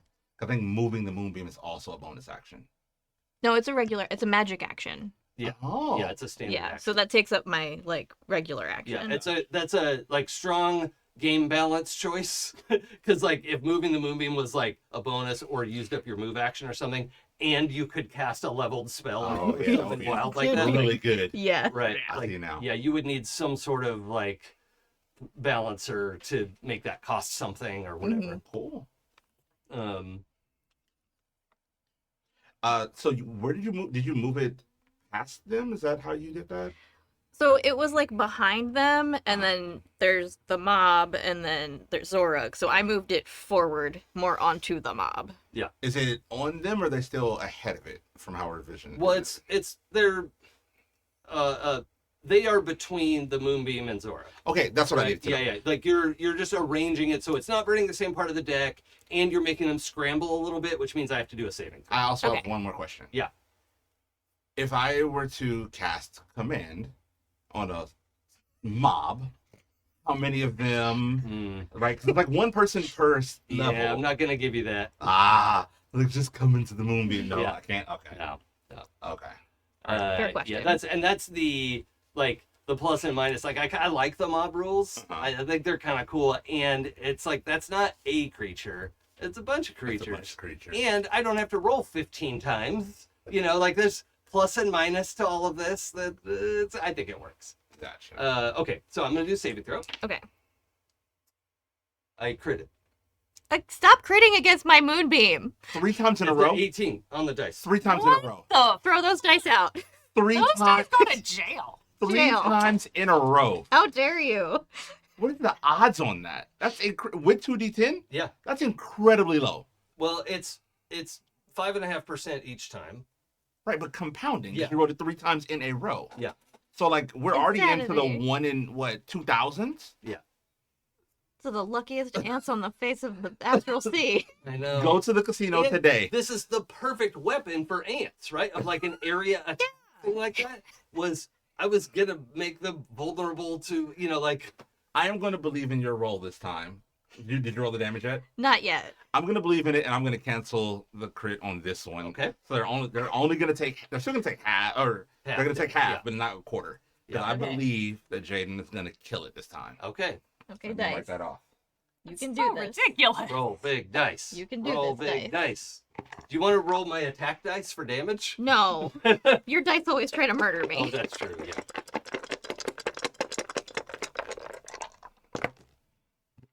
Okay, that is way better. Oh, good. Okay, that is 21. Okay, and so they take 10. 10. Yeah. Yes. Now Which is, 10 times better than the first time. Yes. Right. and the mob is bloodied and no longer has advantage for attacking a single target. Excellent. So that made a huge difference because if they'd only taken 5, they would still have advantage. That's how close that was. So every single one of those actions mattered. Thank you. It worked out. I'm gonna go pick up those dice before I forget where they went. I won't roll them anymore though. Shunned. These dice are so rude. It wasn't even the same dice I rolled every time to get that crit. It Like, wasn't. I was watching the colors rotate. It was just How dare. 3 in a row. It's the opposite stork effect. Like, Yeah. Jason GMing is just cruel. It's notable and like I can't explain it. Why can't I roll like that as a player? Too OP. Ezthe, did you want to go? Oh, yeah, sure. And why does Jason want to GM all the time? Like, well, I am going to cast Firebolt on the captain yeah. and attack. Sure. folks, if you're listening, this is one of the things I might have to take off of the class. But you currently don't have disadvantage for doing a ranged spell in melee combat, and it might be OP. Honestly, I don't know. I think there needs to be a little more balance to it, but if you take it away entirely, this class is useless. Well, but there are up close spells you could do, like Shocking Grasp or Burning Hand. It's Yeah. like 90% of the spell list becomes useless for the class. Yeah. Because all of the synergy things on making an attack like use a cantrip and a yeah. like yeah, it's just almost the entire class relies on being able to like be a sorcerer and also be in melee range. Yeah.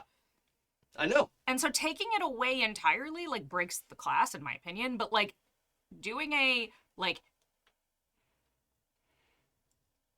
some kind of Yeah, I mean maybe it'll be like a sorcery point to be able to do that, or you know, if you like, because the other thing, if you start combat, if you did your ranged spell and then step in to do sword, you know, like that. But the problem is that it takes an action. So like Yeah, that's okay. yeah. But anyway, whatever. We'll talk it's about just, it later. But yeah, like yeah, and it's not something I've made a decision about, but also in the home game where I'm testing the sorcerer, it's like, oh, this is really good. it is. It's really, really good. The problem is like there just really aren't very many touch spells. Or melee, like range spells Yeah. for. Well, don't forget also things like poison spray are okay, because it's an emanation now. It seems like a yucky word to me, and I don't know what. Yeah. But Anyway, yes, what are you emanating? emanating a firebolt. Yeah. In the face. Yes. Let's see. Oh, you have advantage to attack her because she is restrained. So that is 16, 10, 6, and 6. So 16. plus 7. Yeah, that hits. 23. Thank you. Just. And that's 2d10. I really thought I designed this So captain. that's 10 Fire damage? fire damage. And then that's a 9, 6, 1. So 9 plus 6 plus 6 to hit for the 15, rapier. 21. And so that is 1d8 plus 3. I'm looking up one thing. And that's another 8 damage from the rapier. Dear Lord. Okay. Hold on. I might be able to cut that in half. I have to double check something about this class now because it's different. Rose. Oops.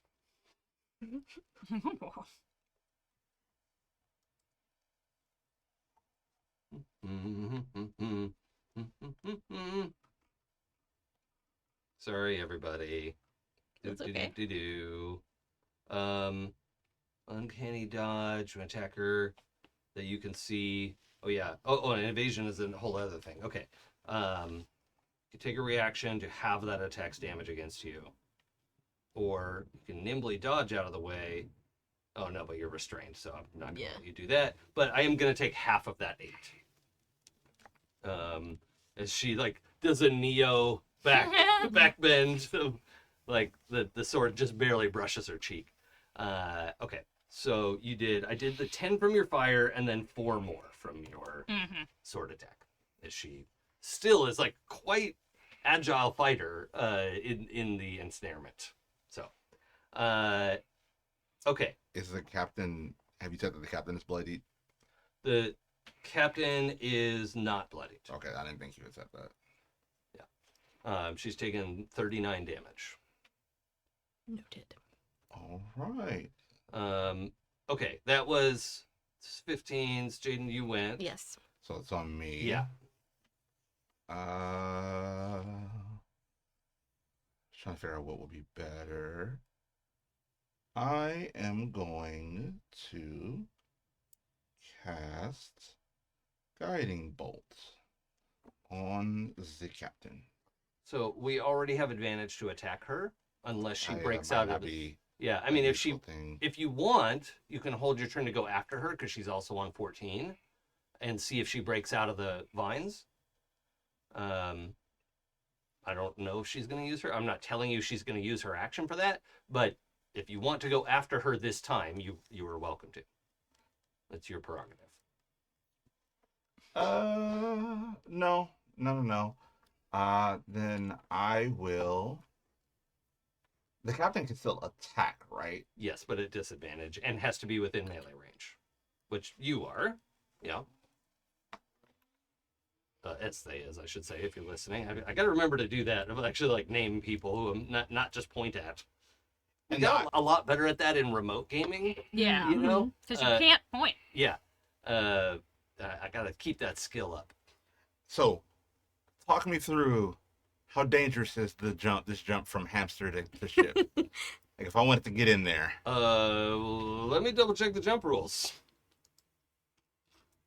I mean, it's not dangerous like you're gonna be lost in space, Right. But you might get stuck in like bouncing between gravity planes if you miss the jump, right? Okay. That's what's at stake. Okay. And Lost if you in space. Sorry. hit the Sorry, deck, you're not going to take falling damage. You're not that high up, right. right? So the risk is, are you just oscillating up and down over the gravity plane?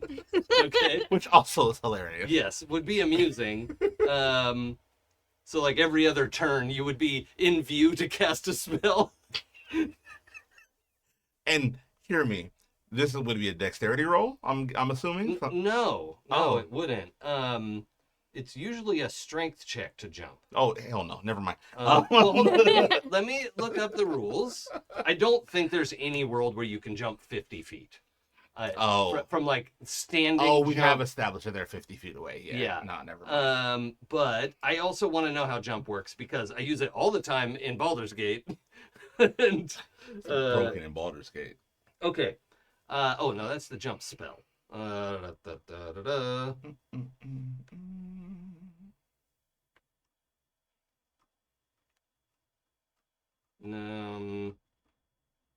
Long jump.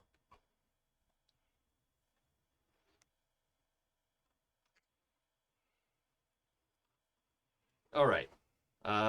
You can leap horizontally a number of feet up to your strength score if you move at least 10 feet immediately before the jump. I have a -1 in strength, so we're just gonna nix all of that. No, it's your strength score. 8.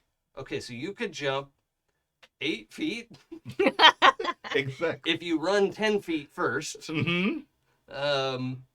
And remind you, I'm on the back of a hamster. No, well, look, the hamster's 10 feet long, right? You could get going. and They're I could jump. huge. And I could jump almost another hamster length, Yeah. which would get me nowhere. No, it's okay. I have another thing to do. It's Yeah, okay. you're not a jumper. I'm not a jumper. Little legs, big Yeah. armor, not a jumper. Big heart. Huge heart. Yeah. The biggest. I am going to cast Magic Missile at 2nd level on the captain who was captured. You have magic missile? Wizard Initiate. Oh, Hmm that's cool. Yeah. Took magic. You really planned out being a ranged cleric. I took 8 strength. I needed to have things to do from far away. Cheers to that. Oh, Love it. magic missile is another one you can do at point blank range, no matter what. Yeah, because you don't roll for attack Yeah. or anything. It's just It's just so my issue isn't that there aren't any. It is that Ooh. especially at like 1st and 2nd level, like Yeah. they're not enough in Yeah. order for you to even use all your Yeah. spell Well, slots. it would be shocking grasp is your main go-to. Like shocking grasp for cantrip, and like that's the thing. It's like the old one too. But then when you get into like your actual leveled spells, Hmm. an already small spell pool becomes tiny. Yeah. I have to think about it. and then that's is it +1 for each? It's +1.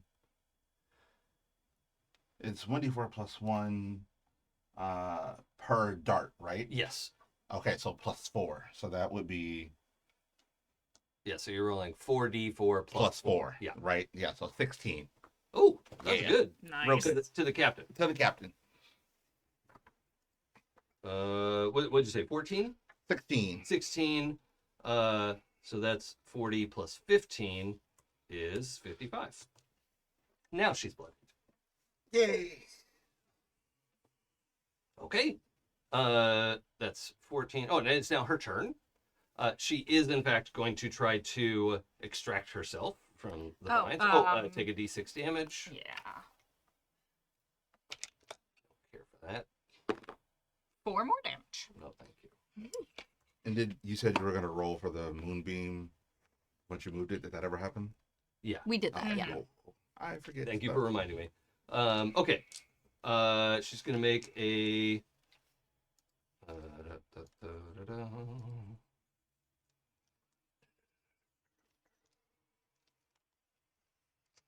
Where is the? Oh, so do you have the save in front of you of like getting out of ensnare, I believe it should be 15, but let me double check. or it? But is it only strength, or is it? Oh, it is strength, yeah. Hmm. The target or creature within it can take an action to make a strength athletics check. But I don't have a high strength score. Womp womp. I thought I could wiggle out of problems. She's a good wiggler. The thing is, Top-notch wiggles. when you wiggle in the vines, they're like, oh yeah, and then they wiggle with you, and Yeah. it gets a little tighter. Mm-hmm. Wiggle, wiggle, wiggle, wiggle, wiggle. It's like when you're in a slip knot. Sure. Treat it like devil snare. Just relax and give into it. Mm-hmm. Maybe it'll save you. Okay. Strength save. Whoa, what's the DC? 15. I got 15. Ah, Exactly. there you go. Oh, My +1 strength. got in there. Oh my god. Okay, and that's its action. Her action. Yeah. That's the standard action is breaking out of that. And then let's see, for a bonus action.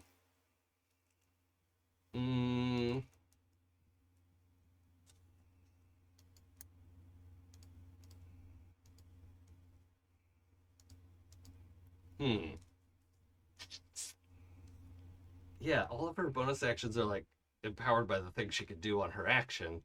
She had to use that.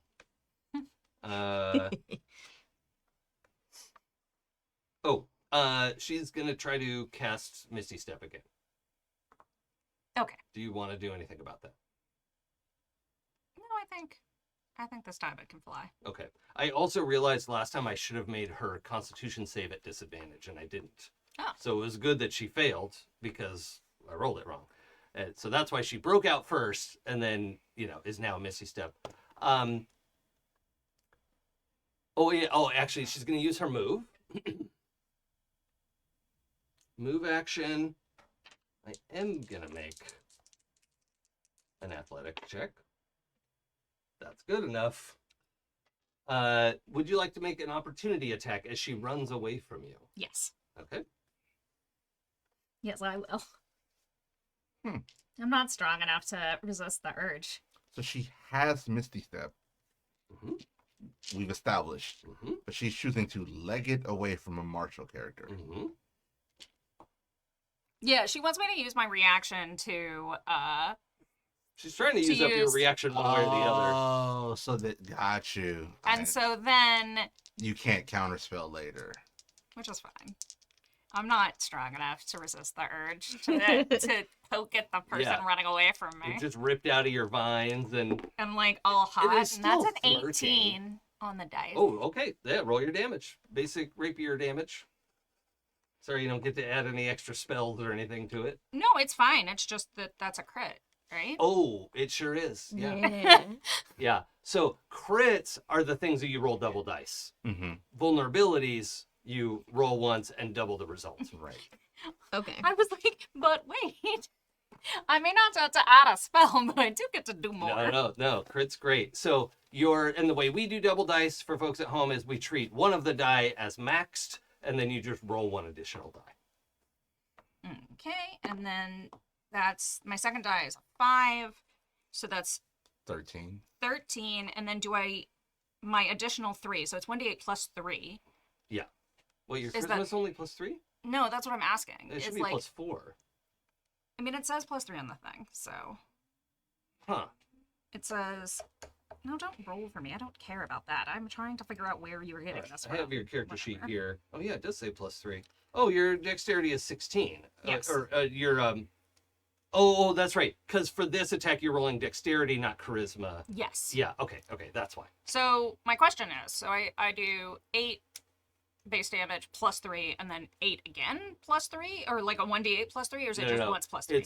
It's 8 plus what you just rolled is 5. Yes. So 13 plus 3 is 16. Okay, cool. So, That's what I was asking. But you did 16 damage on not your turn. So that's 60 plus 15 is 75. Is that what you damage. wanted? Not really, no. I thought I was going to take like 5 or 6 damage, but that was going to be worth it.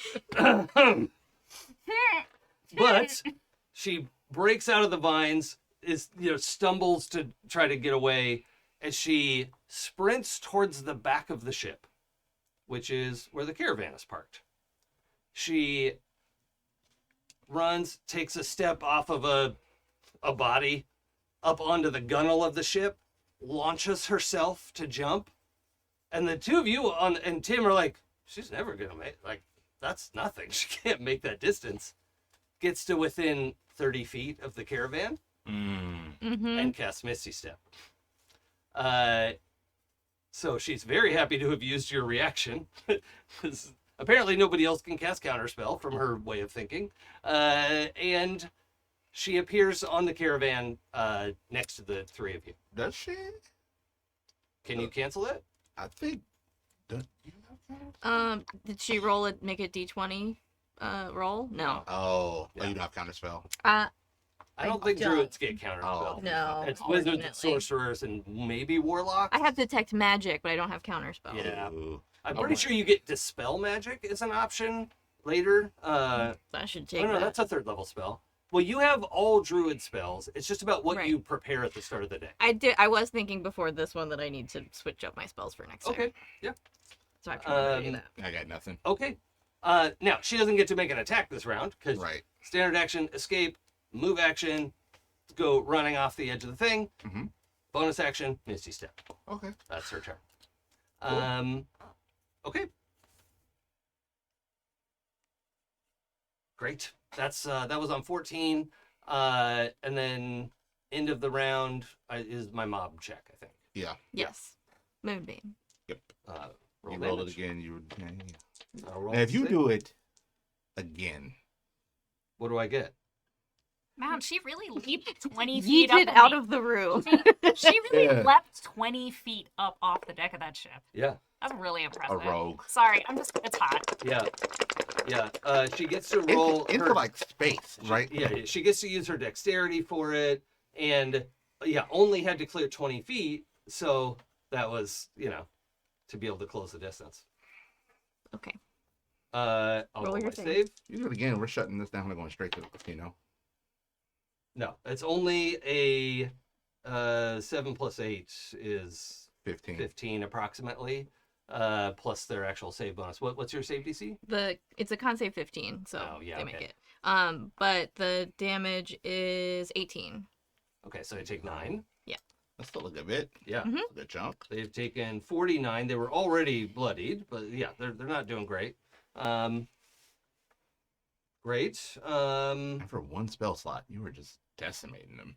Oh, Moonbeam is I an love absolute Moonbeam. champion. Yeah. I love it. Moonbeam, Shillelagh. Oh, that's another thing we might want to I look do at need for to you. swap that one Yeah. in, I think. Although I don't Uh, like to get close to stuff. Sorcerer's Burst is a new one that I'm in love with. I think is That's real good. absolutely, it's close to becoming my favorite D&D spell. It's so fucking good.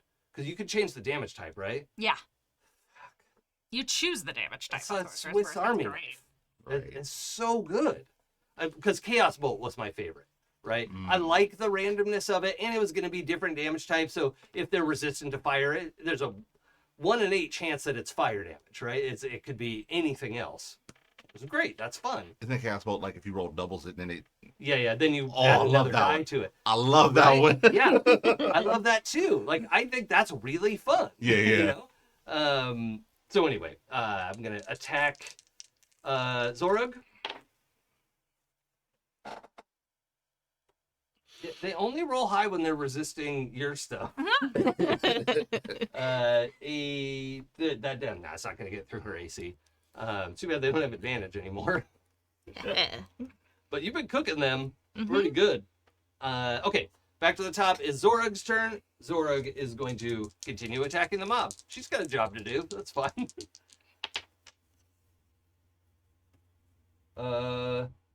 13, 20. Yeah, that's going to do some damage. That's 11 plus 4 is 15 damage to the mob. Oh, they are not looking good. 13 plus 50 is 63. Let's say, approximately. Mhm. Okay. Well, that's bad. They're in bad shape. There's like 4 guys left up there. Not quite a mob anymore. Yeah. And I think this is one where, like, because she's kind of like getting through it now, she's like takes out a couple, just like Sparta kicks somebody off the edge, you know, and they're like, oh no, oh, whoa, and they're like bouncing back and forth as, out of the fight, you know. Right. Yeah. Yeah, because like like if I was really doing her turn as if she was fighting one person, like she would get multiple attacks. Actually, I think she's supposed to get multiple attacks anyway against a mob. Hold on. I've shorted her this whole time. I'm going to give her the second attack. Yeah, 14 plus her attack bonus is going to hit. This is within range. I was like, goodbye, mob. I believe. Oh, yeah. Goodbye, mob. That's a lot. Yeah, she finishes them off. Just wrecks. Cleans house. People overboard. People slumped against the mast like, no. No. Actually, nobody is actively surrendering. They're either knocked out or dead. Mm-hmm. Okay. That is worth noting. Duly noted. Yeah. Duly noted. Where did the captain land on? Yeah. Uh, That's a good question. Same question I was gonna ask. Right at the front, like next to the 3 of you. Okay. Um, How close to the 3 of us? In melee range. Okay. And also, I think she would be able to. So I imagine the 2 of you standing on either side of Tim. Mm-mm. Oh no, you're out on the hamster. Okay, I'm even further ahead. okay, so she's not in melee range with you. Okay. Jaden, you're standing sort of on the buckboard next to Tim, right? Yes. Okay, so she appears behind Tim, which is diagonally adjacent to you. Okay. Does that make sense? Yes. Okay, Can I go first? well, that's between the 3 of you. You mind if I go first? Go for it. You described this as a human, right? Yep. Okay. Captain Karen. I cast. Where are you? You're not a first level spell. That's why you're a second level spell. Yes, you are. I cast Hold Person. Okay. All right, I've got a shot at that. As my wisdom save. It is a Wisdom save. Okay. What's your save DC? 17. Hold on, I want. Oh, you went for the good ones, huh?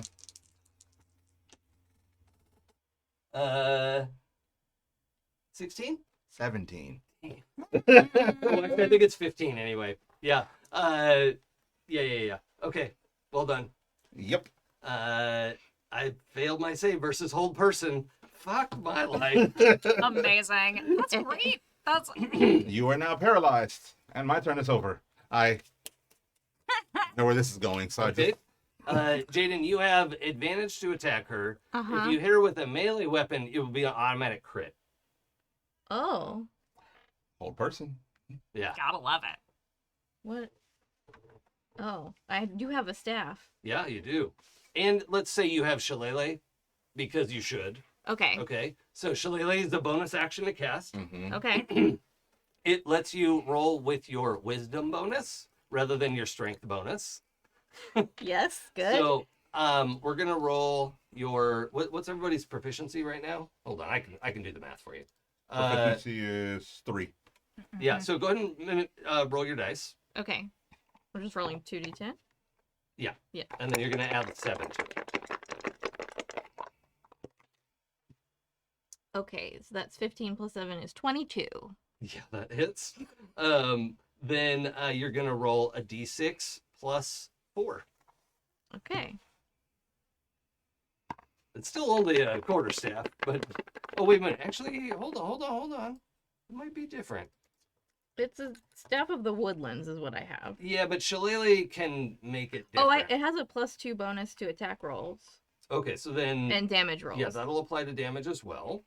And then Shillelagh, a club or quarterstaff is imbued with power.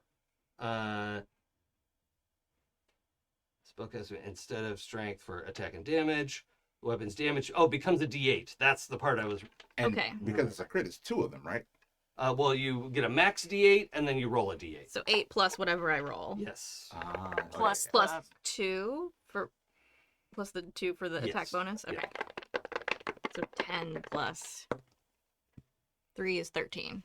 And plus 4 for your wisdom bonus is 17. 17. Nice. Oh no! Wait a minute.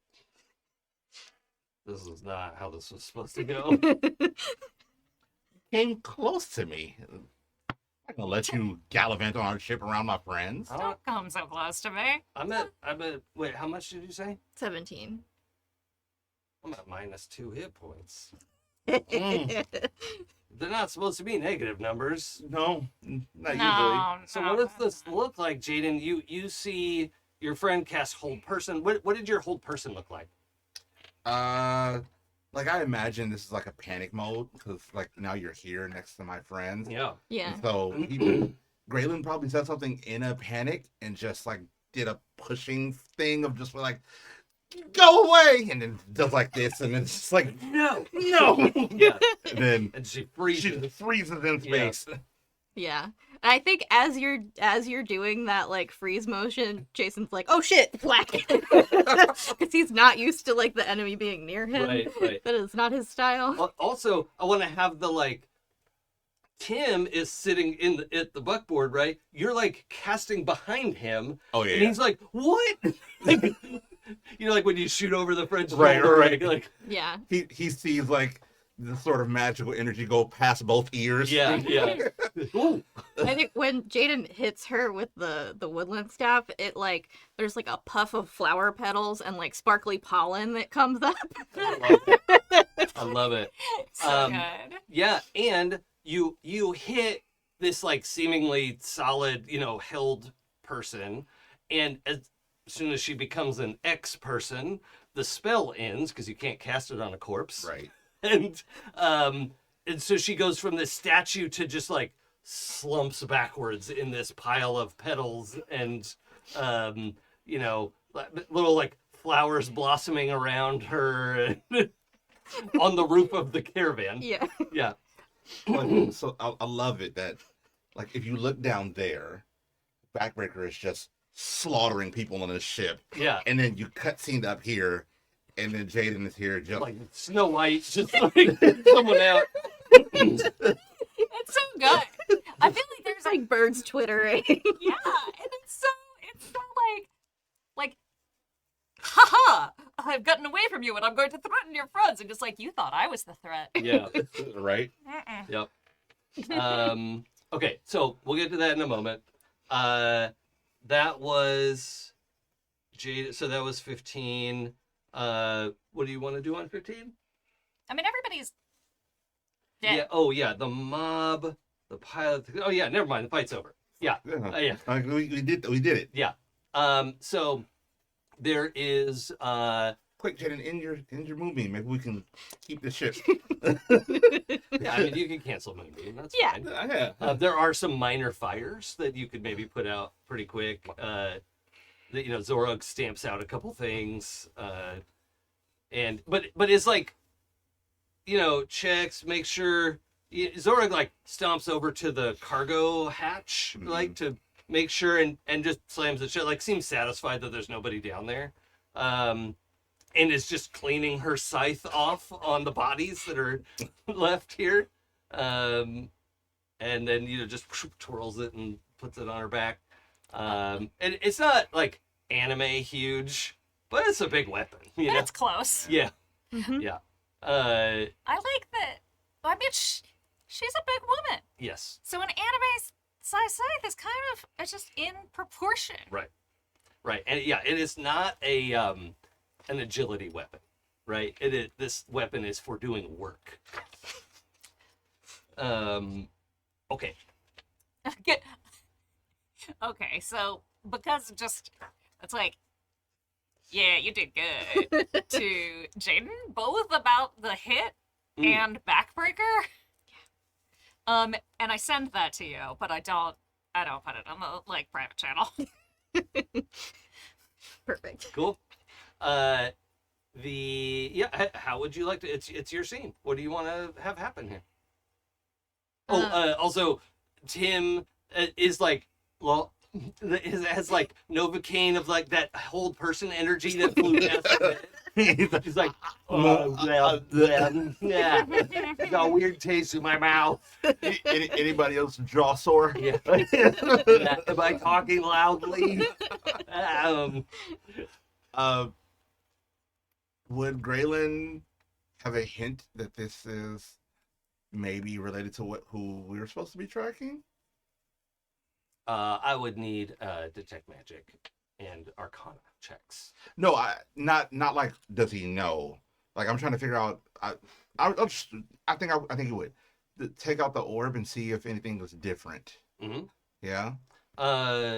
So let's roll investigation with advantage.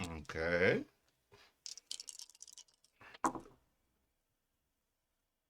I thought that was a crit for a second, but that's a 3. 13? Yeah. The target is in a different castle, but man, that gets you. That hit right at home. No, it is still directly towards the Athenaeum. Yeah. It's not it's not pinging within the range. Right. So, yeah. Okay. And it is much brighter, right? You're getting a sense of like, actually, this is what it looks like when I'm really close to my target. Gotcha. So Okay. it seems like they're in the Athenaeum. Yeah, that was good enough for me. Can I rifle through the captain's pockets and see if she has any sort of Yes. incriminating instructions or notes or whatever? Yeah, on there are her? a few things there. She does have orders. Mhm. Her orders are to protect. Let's see. How would the Royal Intrepid Shipping and Exploration Company? How would they name their ships? I think we had one that was named early on with the bones. The right? Witch Queen. I thought that was Rise. Oh, the One. Witch It Queen. was the Witch Oh, right. Queen. Yeah, Brian names their ships Brian 1, Brian 2. Right, that's it. They're Okay. like, yeah, that's you just gotta number them. They're good at math. That one was the Witch Queen. So yeah, they probably named them after deities and stuff. Okay. But we'll need a much broader expanse of deities. So we'll bring in some of ours as well. So this little ship was called the Anubis, and the captain of the Anubis was ordered to guard the Osiris as it completed its mission. But there's no indication of what the Osiris's mission is. Just your job is to guard them. Do you share this with us? Yeah. Oh yeah. Do you guys want to ask her? And I should say, like, you all are aware that, like, there are many pantheons of gods, and, you know, okay, maybe you don't know who Anubis is, but you know, like, that's probably, you've heard of, like, it's probably a deity of some kind. You guys want to talk to her and see if we can get some more information out of her? The captain? Yeah. Oh, yeah. Well, okay, so let me finish. So she's got these orders. Oh, right? right. Sorry. She has a +1, so a +2 rapier. Ooh. Yeah, that's why I kept messing up my math with her. +2 rapier, and she has +1 breastplate medium armor. It qualifies as breastplate even though it's leather. Druid. Okay. Leather, meaty.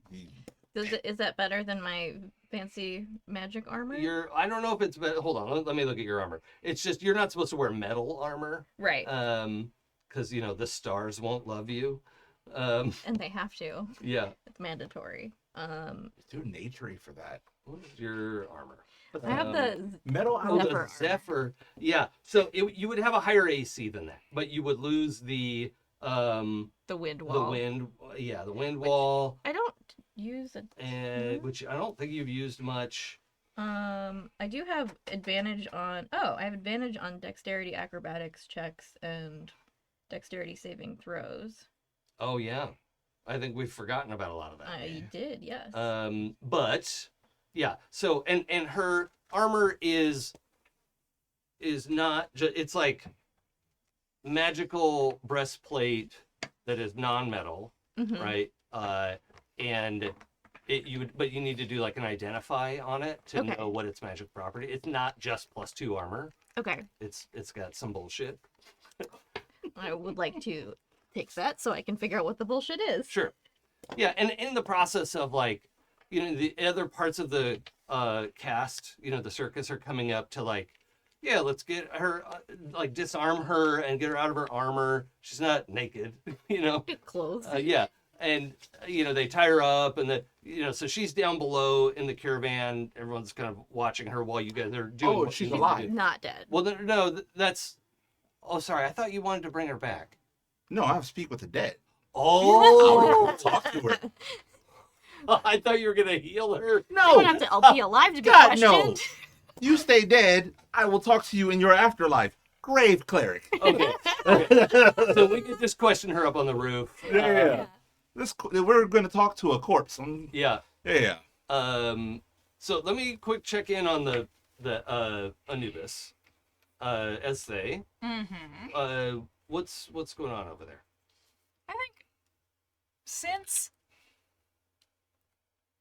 we know I know that they've gotten all of that covered up there, and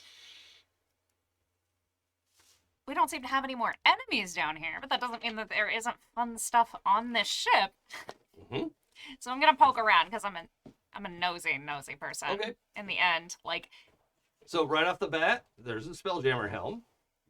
Right? That would take hours to dismantle, but you should. Right? Like there's gonna be a little break. We're gonna get some of the cast members over here.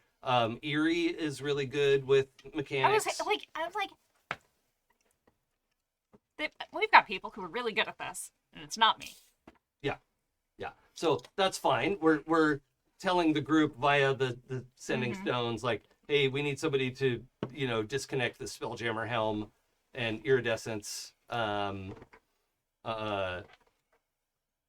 actually, I came up with his full name lately. That I'm curious who all would know the Warforged, not officially an artificer, but is really like probably an illusionist wizard more than anything. I keep going back and forth on that, but like he's not like a level 6 wizard. He's just real good at entertaining illusions. Nice. And is also not as silly. Have you guys seen the animated Harley Quinn series? Mm-hmm.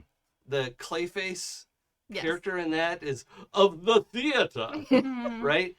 That is iridescent, right? Like he is that without being a caricature. Mm-hmm. He is a consummate performer and a professional, and this is his being. So I need to know. Most of the time, he just expects people to call him Eerie or iridescent. This is with a T, not the CE. Who knows his full name? Jaden, how did you get it out of him? We built a sound bath together. Oh yeah, okay. There was a lot of chatting. Yeah, and you had a personal connection. Yeah. Okay. Did you try to sleep with him? Maybe a little. Yeah. Like, low effort, though. It's like, Yeah, I think he's pretty solidly ace arrow. yeah. Like, he's just not interested. Mm-hmm. But it was like, had the like intellectual like, oh, is it that you'd like to have sex with me? Like that very sort of.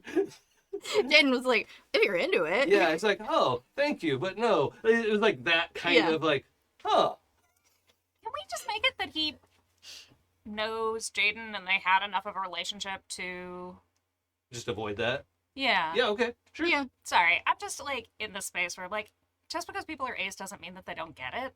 Oh no, like that's that they true. don't recognize it. Yes, and I didn't mean to suggest that the case. No. I know you didn't. I'm just like, let's play against type here. Sure. Yeah, I like that. So anyway, that was. But you had formed enough of a bond. You know that his full name is iridescent beetle wing. Amazing. And for some reason, he doesn't want everyone to know that. It's a good name. Yeah. But he expects you to keep that to yourself. Oh, yeah. And it's worth noting that lots of Warforged are named after a thing or an idea or a feeling, right? So they might be named anger or happy or a concept like freedom, right? Or justice, right? Those types of things, or rose, or lily, like those types of. Mhm. It's a very sort of. His name is Beetlewing? I don't. Gralen doesn't know. This is Dion asking. His name is Iridescent Beetle Wing, Iridescent. which is a thing, right? Mhm. Yeah. It's just hyper specific Mhm. to how most Warforged naming works. Is Eerie a certain color? Well, I mean, he's a wooden clockwork being. Just make sure. My nerd was coming out. I was wondering if you were making a Blue Beetle reference. No. Okay. I would've know been good. almost nothing about DC characters. Okay. So okay. if you think I'm making a DC reference, I'm not. Got it. They lost me after Christopher Reeve's Superman, so that was good, and then they lost. Well, sorry, Michael Keaton's Batman. Also very good. Very good set of movie. Okay. I just realized a flaw in my plan. Uh-oh. She will recognize me as an enemy and can therefore just straight up lie to me. Aww. So I either have to disguise myself in some way, shape, or form. Which you can. I can't. You have the resources of a circus. Oh, this is true. Yeah. Yeah, there's all kinds of people I here. was saying I can't. Maybe. We could disguise Maybe you. someone can. I'm thinking like Gralen. I cannot. Someone can. Have we gotten to the point where somebody has... Okay, actually, I'm just going to point this to Gralen. Because at some point, Sage, who really likes fashion and makeup, Mhm. right, would have tried to, like, can we put a look on you? Can we do your nails? Can we can we braid your hair? Okay, never mind. I figured it out. Okay. Whenever you're ready. Is there a point where Sage got to do a Gralen makeover? No, Okay. not to this point. No, Okay, that's fine. That's fine. We're not there in the story. not yet. Okay. I love it. Okay. But they've tried Yes. multiple times. Yes. And not pushy, but just like, oh, wouldn't it be fun to like trying to get everybody else on board of like, Wouldn't it be Can I fun? flavor it as like, and because I'm so small, is the reason it's a no, because it's always in the frame of like, but you'll be so cute. Like this, it'll be so adorable. yeah. I am not adorable. Well, I want to push back on that a little bit. And that Okay. she's not pedantic. Right, it's right? not pedantic. And she's also not hitting on you. No, I no, just want to be, it is like- not. It is 100. And even if it was, Yeah. especially in the past. Sure.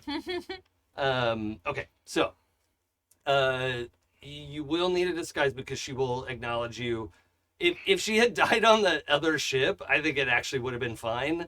But she saw you cast Hold Person on her, and Yeah, but the second I cast it, she's paralyzed. So does she she can really? still see you. Okay. Like, yeah. Okay.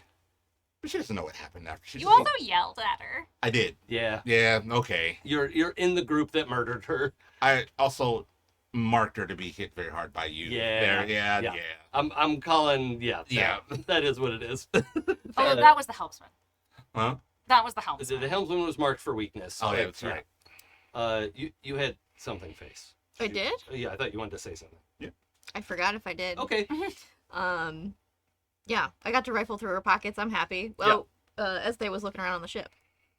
Oh, also, she has a book of it's like a flat-ish journal that's maybe 6x9. No, smaller than that. What's that? Like a 5x4. Yeah. You know, 5x7. Yeah, 5x7, kind of like little leather-bound notebook. It's actually a very well-made little journal, high-quality paper, with the most terrible, like junior high poetry inside. Amazing. It's very bad Yes. and angsty, and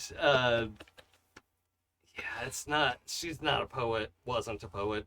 Yeah, the kind of thing you wouldn't want to come out posthumously. Sure. Hmm. While you're alive, after you're dead, at any point, like Never. Does yeah, it mention anyone else in like the Rise group? Yes. yeah, yeah. It talks about her superiors, who she wanted to bang, who she didn't, who she's mad at, but it is all in this like, it's not childish, but it's like just not great poetry, right? It's not elegant. There's no rhythm to it. There's no, you know, like it's just drivel. Excellent. And I say that with our English teacher in the room here. Yeah. Your Well- English major, librarian, future librarian at the DM seat. To be fair, my laughter wasn't from a place of having read bad poetry. It was remembering how bad my poetry Sure. was in Yeah. middle school. Of Yeah, like, my writing was so angsty and horrible. I destroyed it. and I thought it was so profound. Mhm. Mm-hmm. Always. Always. And you know, when you're 17, it is. You know, It's not. but this is like a 30-year-old woman, and she's not a talented poet. That's all. I think Jaden, you have never seen him look so much like, I have a treasure. yeah, just delighted, but also like malicious. Yeah. So this book is so high quality, it could, and she's only filled up about half of it. Mhm. It can qualify as a spell book with a little bit of like Ooh, enchantment okay. effort. You can make it a spell book. I imagine the sound Jaden's making is ooh. Oh, you know what? Let's even say, yeah, it's already a spell book and it has the spell Misty Step in it. Ah, okay. Now, cool. that's only useful to a wizard, Right. which none of you are. No. But, you know, you could copy it out and make a scroll of Misty Step. That would remove it from the book. Mm-hmm. And any of you magic users can make a scroll. Okay. So, That sounds useful. it just would, you could use it once. Okay. So, that's Wait, fine. I also have something to convince her to tell the truth to us. Well, She doesn't want people to know about Well, her so poetry. the Speak with Dead, will not lie. Right? Unless you're an enemy, no, right? I They'll don't know. just refuse to speak to you. My understanding is that they'll only Oh. just answer your question. And they might answer it like a genie. Oh, I miss. Okay, so it's not saying that they will lie. It says, so answers are usually brief, cryptic, or repetitive, and the corpse is under no compulsion to offer a truthful answer if you are antagonistic. That sounds like they can lie. Did you want to say something, Pooja? Nope, that's fine. Okay. Yeah. They will speak Or they could just truthfully, refuse to say the truth as Right. opposed to offering a lie. right? Okay. But they will Okay. not lie. Okay. Got And it. they would only refuse if they see you as an enemy. If they Right. have like a reason to Right. refuse you. So then they have like just the barest sense of who they were in life. It's just like a, you know, intellectual awareness of who they were. Ah, okay. They don't want anything. They don't hate. They don't love. They're Pretty neutral. You're not even speaking to the person. You're speaking to their memories. Right. So you could get in touch with her. You know where she is. But Speak with Dead is like level 1, you know. Right. Maybe we don't need to speak to the manager. Also, saw him recently. Not trying to. Yeah. Yeah. Okay. All right. So, you were looking through the ship. We've got a Spelljammer helm for sure. Oh. The rest of the crew has just they're well-made weapons and gear, but none of it's magical. It's fine. Even the pilot, who like, you know, he has like a little logbook or something, but actually, that is valuable for reasons. Take the logbook. It's glowy and clickable. It's so pretty. Yeah. And Zorug walks by and says, "You gonna pick up that logbook?" Thanks, NPC. And when you open up the hatch to the quote-unquote cargo space mostly made up of like not clockwork, but machinery, right? So all the cannons underneath there were automated. And there is, when you're in the dark under, you can hop down there. There's enough room, like you'd kind of have to crawl around if you were going to do maintenance. It's not like you could wander through the machines comfortably. But when you get under there, you realize there are these traces of like blue lines of energy in the wood of the ship that is like connects to some of the cannon machinery. But it's like if you drew circuits along the, how the planks of wood are not all lined up perfectly, they sort of zigzag through. So in areas, not everywhere that there's a seam is a blue line, but it looks like any of us looking at it would be like, that kind of looks like a circuit, right? I don't think Ezthe would recognize what a circuit looks like, but it looks arcane, right? Certainly it looks intentional and arcane, and you only notice it because you're down here in the dark. And, but even the light of the stars was too bright.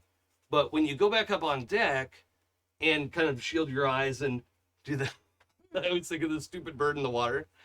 Nighttime, daytime. But yeah, when you look close and shade your eyes, you can see that there is some of this running throughout. And it's worth noting that this is a ship you would expect a crew of, 25, 30 people. And there was, the mob of guys was like 12 people, right? For simplicity's sake. And the captain and the pilot. Not enough people to be crewing the ship. The masts are enchanted. It's like, lower the sails, go forward, right? It's not actually catching wind, but that process seems to be automated, right? You look at the mast, you're like, oh, there's like some runes here, and if I can figure out how to make it go up and down, and okay, that's kind of cool. But yeah, you can see that this is an enhanced ship of some kind. Neat. Cool. It's like a magic ship. It basically runs itself. That's pretty cool. Nice. Look, even like Make I'm the sail poking go up and things. down. I'm poking. Sails go up, sails go down. Sails go up, sails go down. Just from the distance. Woof, woof. I love And it. of course, because like it's not like it needs to wait to catch wind. Right. So like, sails go down, ship lurches to the side, Yeah. lurches to the other side. It's basically like, and there's a point where Like as the they driver's ed driver was figuring out a stick shift. at the beginning, and then very quickly, the ship starts to do like a little two-step back and forth. Like, it's kind of fun. Cute. I'm just thinking about how loud that would be. Like, Don't I guess it's in space we wouldn't, but like, Well, no, when you're together, when you're next to another ship like this, your air bubbles intersect. oh yeah, Mhm. All right. like Esthe's just having fun, but like from the other side, Yeah. you're literally hearing like a woof, Yeah. over and over again. And we'll say, before too long, you actually pull away from the air bubble, right? And Zorg is like, oh, this is neat. Is not quite as giddy, maybe, as they, but like takes the helm and is kind of steering while you're playing around with stuff. And Zorg calls to you from the helms, like, I think the weapon controls are up here. Nice. Well, I guess if we find the Osiris. Okay, so back on the caravan. Mhm. We've acquired some of her belongings. Yes. And we want to cast Speak with the Dead. Jaden, is Esthe pulling off the backbreaker? I'm not sure what they're doing, to be honest with you. I've never seen a ship move like that. Yeah, the ship lurches, it stops. I think they're figuring out how to drive it. You can see them like cupping their backbreakers like yelling, so because you're up at the prow playing with the jib sail, I think. Whatever. I hope they don't find the weapons.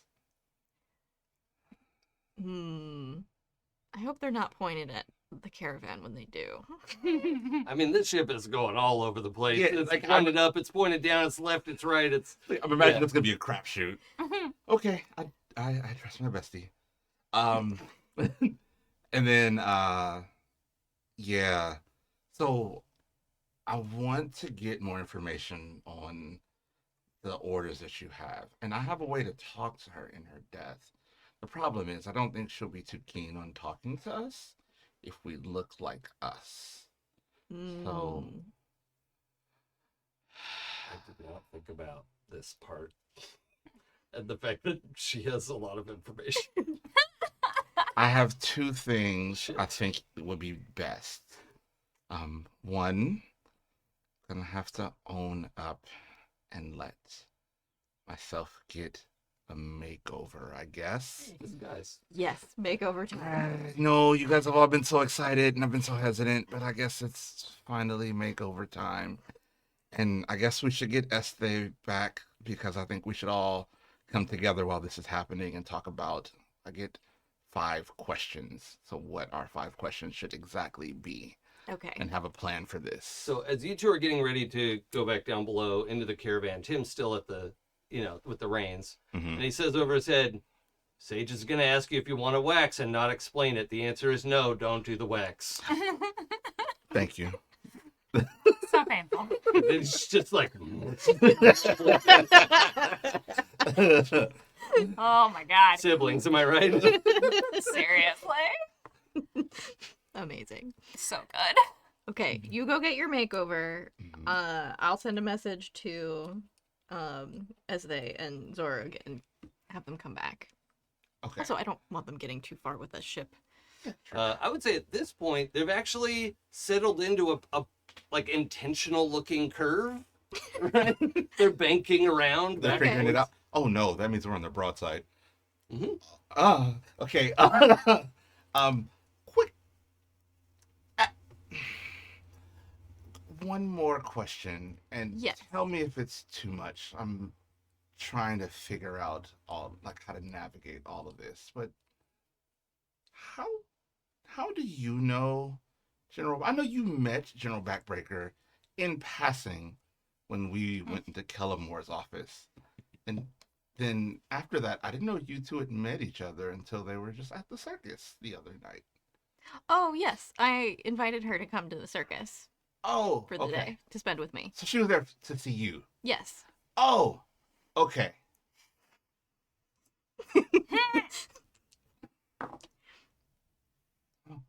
Ah. Ding, And ding, then ding. you see like a blushing smile, like, okay, you guys get those questions together. Sage. He full on winks at you as soon as the light bulb goes on. He's like, you got it. Good job, buddy. I forget, is Jaden a lanky, tall thing? Yeah. Yeah. Like 6'4" or something, Yeah. but thin. hmm Yeah. Oh. Like, yeah, he's very like David Bowie, Ziggy Stardust Yeah, era that's right, build. that's right. Yes. And she's like a 6'8", like Yeah. brick wall. Uh-huh. So tiny on the ship. I didn't know you were that tall. Yeah, he's tall. Yeah, like a string bean. Yeah. Mhm. And is they sort of medium size or tall? Around, I think we use at 6 to 6'2". Oh, okay, so medium tall. Yeah. Yeah. Okay. So I'm like knee high to all of you. Hey, you're playing a gnome, man. I know. I thought they were gonna be like average human height. Yeah, like 5'9". Yeah, 5'9", 5. You guys are like the 6'2" and up crew. Yeah. Yeah. And I think there's definitely it's not that they're stocky, it's this that it's not like that really thin rail build. It's like that, yes, all these muscles are decorative. Yeah. But there's not too many because it's still agile and all of that stuff. Sure. But there are all the decorative pretty muscles. Love it. Decorative pretty Yeah, you gotta have the aesthetic ones. Yes. Um, I'll work out my triceps for the strength. I'll work out my biceps for the guns. Oh.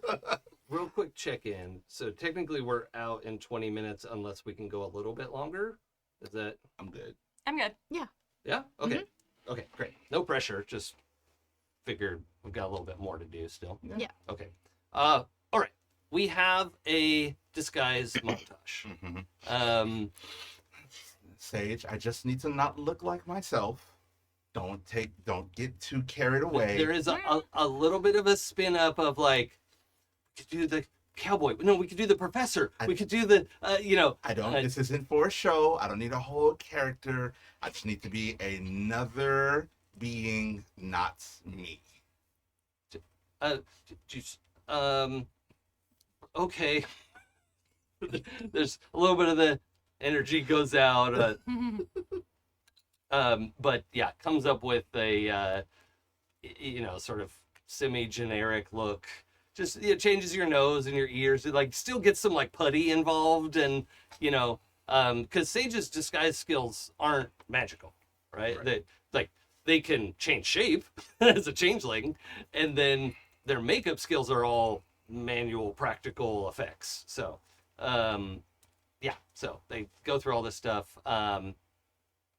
You know what? Actually, Sage can change shape to show you what they're thinking of. Oh. How about if we yeah. make you look like this, right? So, I'm thinking this. No. Yeah. Okay. How about this? One of these? How about this? Like, oh, that's cool as hell. That's adorable. Yeah. Okay, so yeah, we get you this like professor look. Yeah. Cornelia did not want you to bring the body downstairs, so that body's still up on the roof. That's fine. That's fair. And we're casting Speak with Dead. Well, could we, in or out of character, make a plan for these 5 questions, or do I have That's to on fine. the fly? Yeah. What are you guys thinking? 5 is the limit. Okay, so the first thing would be, what is the Osiris's mission? Right. Yes. Where is the Osiris? What is the Osiris? Who is the Osiris? Who is on the Osiris? Like, who is the crew of the Osiris? Why is I think the we're assuming it's Sorry, a ship. I'm not being helpful. But this is the, yeah. Like, what is the Osiris's mission? Mm-hmm. Where is it currently? Where's the last known location? Yes. So it has to be relative to the point that she died. Yeah, because she might answer legitimately like, I don't know where it is right now. Yeah. I'm good at the genie questions. So Yeah. You gave this to the right person. Yeah, and I'm not actively going to try to trick these questions, but I would have. I do want to, like, in the spirit of the spell, it is kind of in that, like it'll answer she will answer very literally. So Why is Rise even involved with all of this? Like, what are they doing? Yeah. Did you guys notice how, like, kind of zealous the crew fought? I think we want to ask her, like, what their whole deal is in a more specific way than that,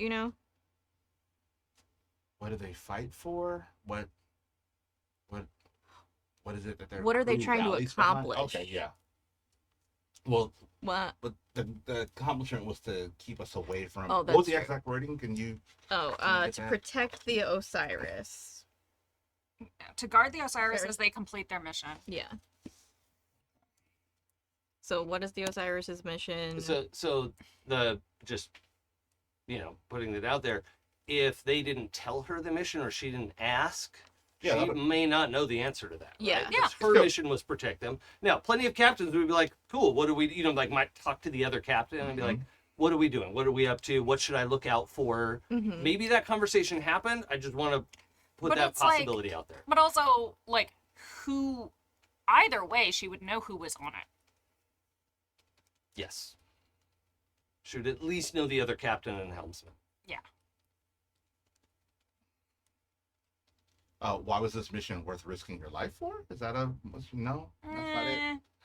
I mean, So, what was the Osiris's mission? I think that's worth it, even if we don't get anything from it, Yes. right? Where was this last known location? Mm-hmm. I'm gonna ask that. Do we have a third one there? who Who is, was aboard? Who's yeah. on the Osiris? Yeah. Who is aboard the Osiris?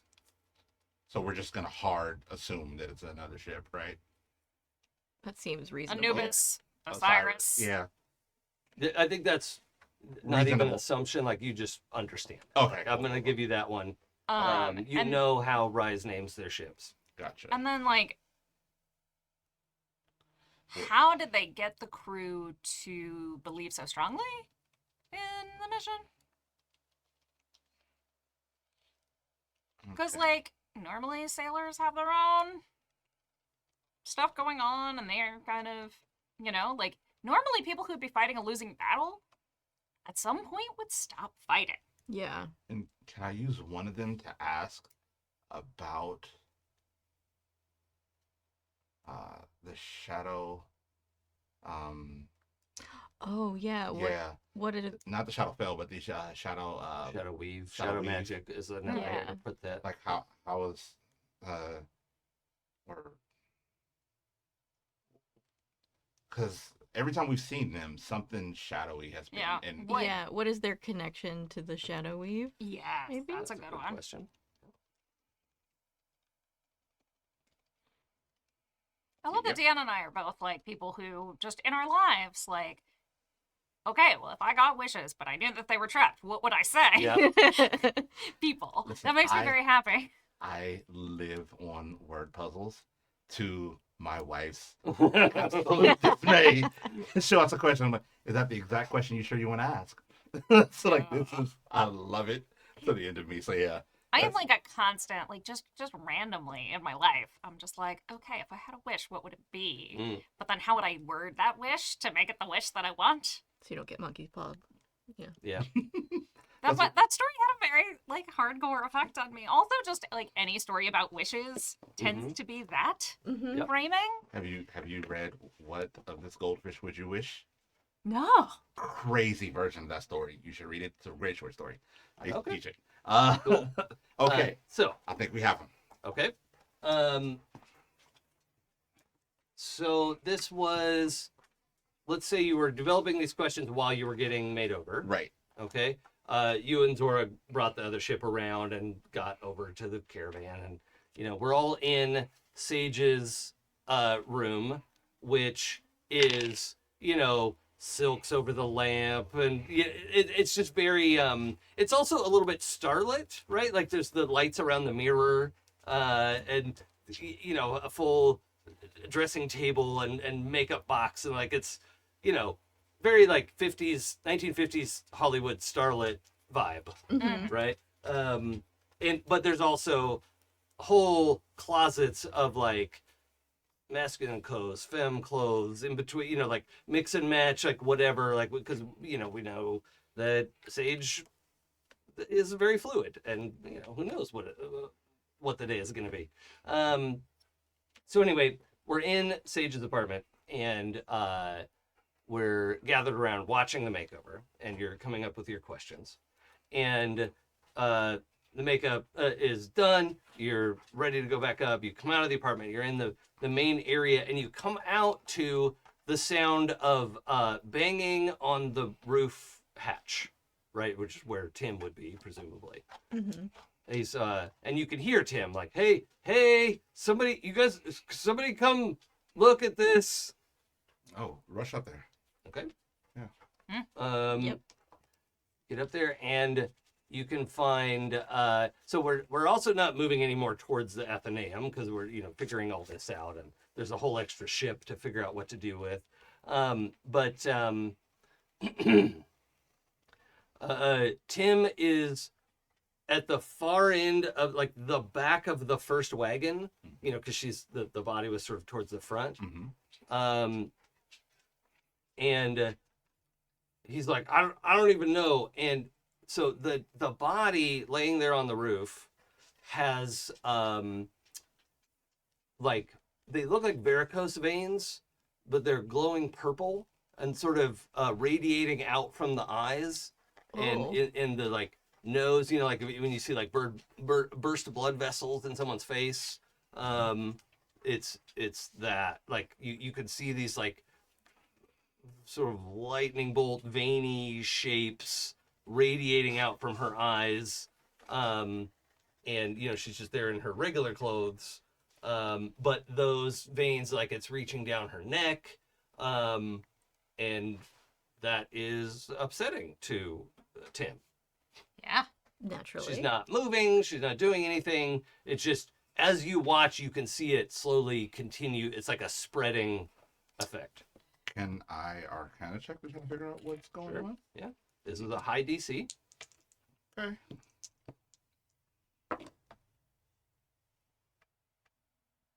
18?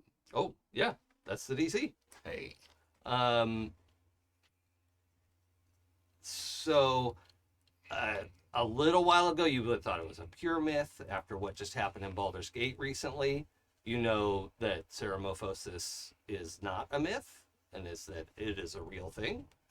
That this looks like something between Ceramophosis and, like, she's not actively turning into an illithid right now, but it sure looks like that's the process based on how you understand Ceramorphosis to work.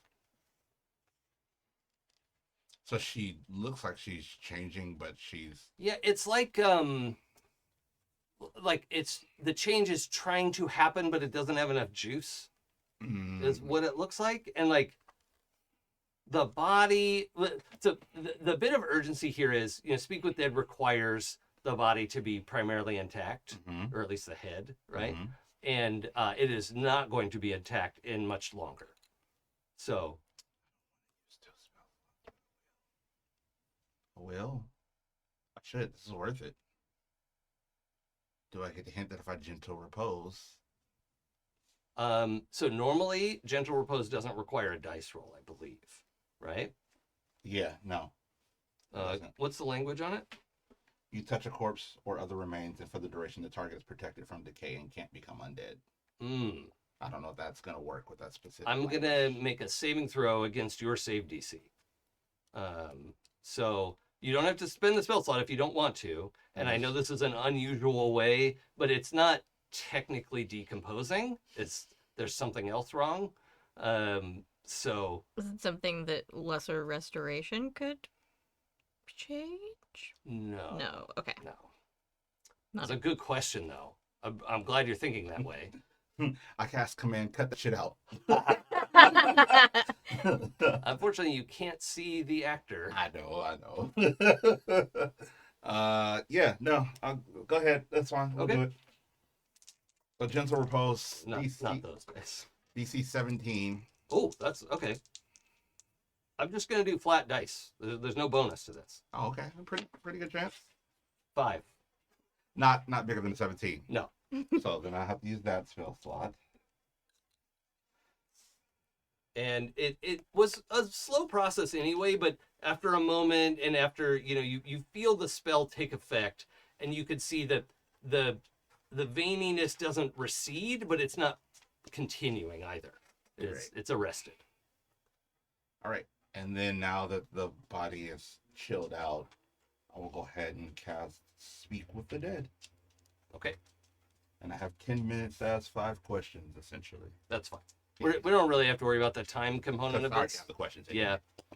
All right. So, draw a little circle around her, light some incense and some candles, and do something similar to what we all saw in like the blessing of the church before. Candles start burning like a green light, sort of it gets dark and eerie in here. Cool. And the body starts to sort of hover up and emanate a green light from it, similar to the candles. And now it's mine. Okay. And I say, what is the Osiris' mission?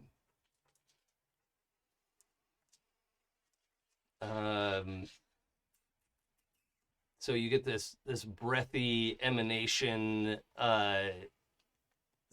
barely functioning body, but focuses the green eyes on you, the glowing green, and opens the mouth. There's some green light coming out of the mouth as well. To determine if any of the research was salvageable. And salvage. Okay. I then say, where's the Osiris' last known location? The Star Drift Athenaeum. Figured from the last answer, but still, it's worth it. Who that you are aware of is aboard the Osiris? Captain Aker. Acre is in the measurement. Aker. She clarifies. That was more for you. How did you get your crew? Oh, sorry. She said it's Captain Aker and pilot Smith with a Y and an E. Mhm. But not where you think. How did you get your crew to believe so strongly in the mission?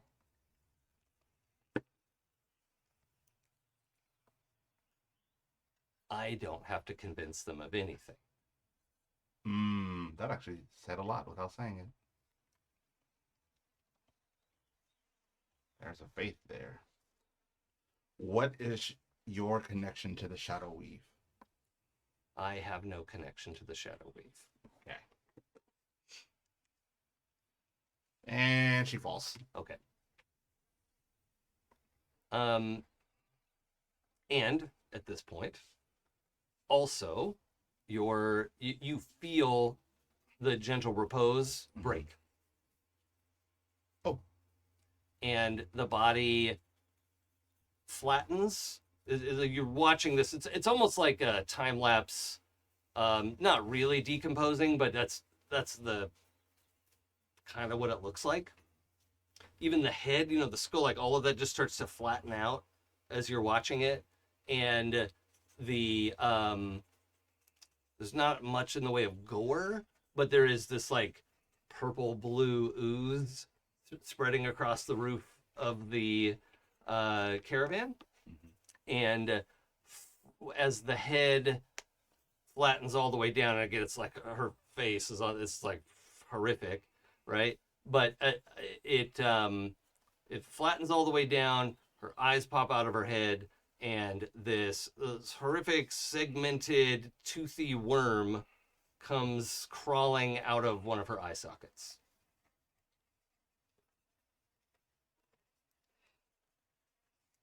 I guess I'm the closest, so I try to grab it and try to catch it. Just kill it. Just kill it. Stop Stop on it. Stop Stomp it. on it. Step. Well, I mean, your first instinct was catch it. Yeah, and grab it. Okay, let's. Because Gralen wouldn't know what this is. But you would recognize the.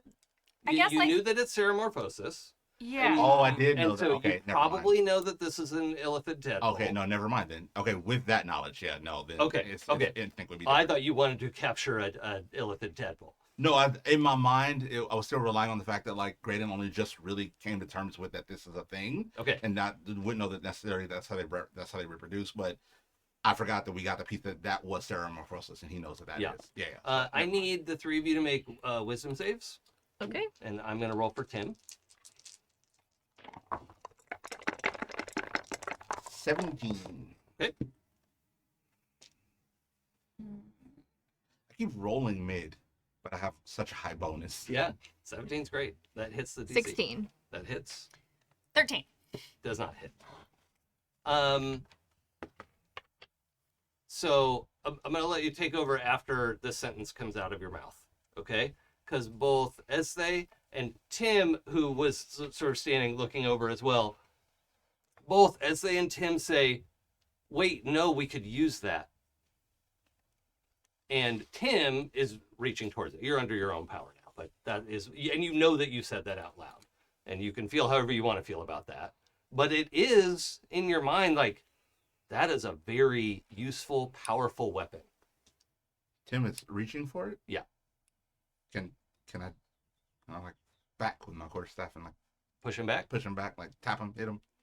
I can take a full swing. It won't hurt him. I'm weak. So Well, no, but you're trying to shove him, right? right, yeah. Make an attack roll. I know we're not trying to hurt him. That's fine. It won't anyway. It's for some Uh-oh. Does 9 do it? No, he slips past your swing, and he is, agile, right? Right. Like, that's kind of his thing anyway. So, Yeah, he slips past your swing. Not in a like has no retaliatory. Is just single focused on trying to get past you to pick this thing up.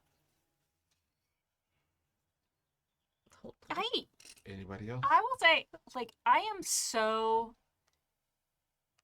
One thing that Ezthe like truly, truly believes in is like, while they do a lot of things that are, they don't always have like perfect control over their powers, but they always have control over themselves. Mm. And so the fact that your mouth was Himself. compelled. Mhm. Yes. Yeah. Like, fuck no. Yeah. And like, also fuck no that apparently it's still got Tim. Mm-hmm. And so that's like a barrel, like a quarter, like a football line, like Oh. push. Sure. Okay. You know, like the like shoulder check him out of the. Yes. Yeah. Okay. Let's make an attack roll. because like no. Football term you're looking for. Truck. Thank you. I'm I was rocking- like, and we're gonna football show I have for 7 years, and it makes me sad that I just can't pull it right out. I need you to roll with disadvantage because of your. There were 3 levels of success on the saving throw. Tim failed all of them. Right. Okay, well I guess that doesn't hit. What do you got? That's like a 4. Oh, okay. Because his AC is like 10 right now because he's not defending himself. But Yeah, like So I missed by 1. yeah. um I guess technically it's like 14 or something. Actually, yeah, he can't have an AC less than 14. Okay, so that was a miss as well. Yeah. Okay. I have an idea. Yeah. Is there, because Jaden has been on the caravan for a while, so he probably knows Tim fairly well. Yes. Is there something in particular that Tim is afraid of? Yeah. Like, is he afraid of like Disappointment. snakes or birds or? Something. Let's see. His sister with hot wax. Fair. Yeah. No, he is sad that he was waxed, but that's not a phobia. I'm just being silly.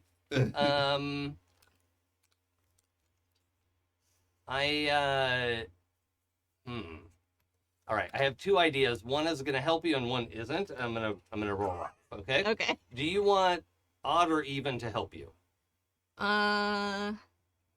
Let's go odd. I sort of assumed you would pick that. It's odd. Okay. Yes. Okay. He is afraid of bunnies, like wild rabbits, jackrabbits, pet bunnies. He thinks they're disgusting, and why would anybody want them around? And Okay. they're happy rats in his opinion. Like, We're gonna have to have a talk after the show. sure, absolutely. Like he doesn't want to look at them. It's a full on phobia, right? Okay.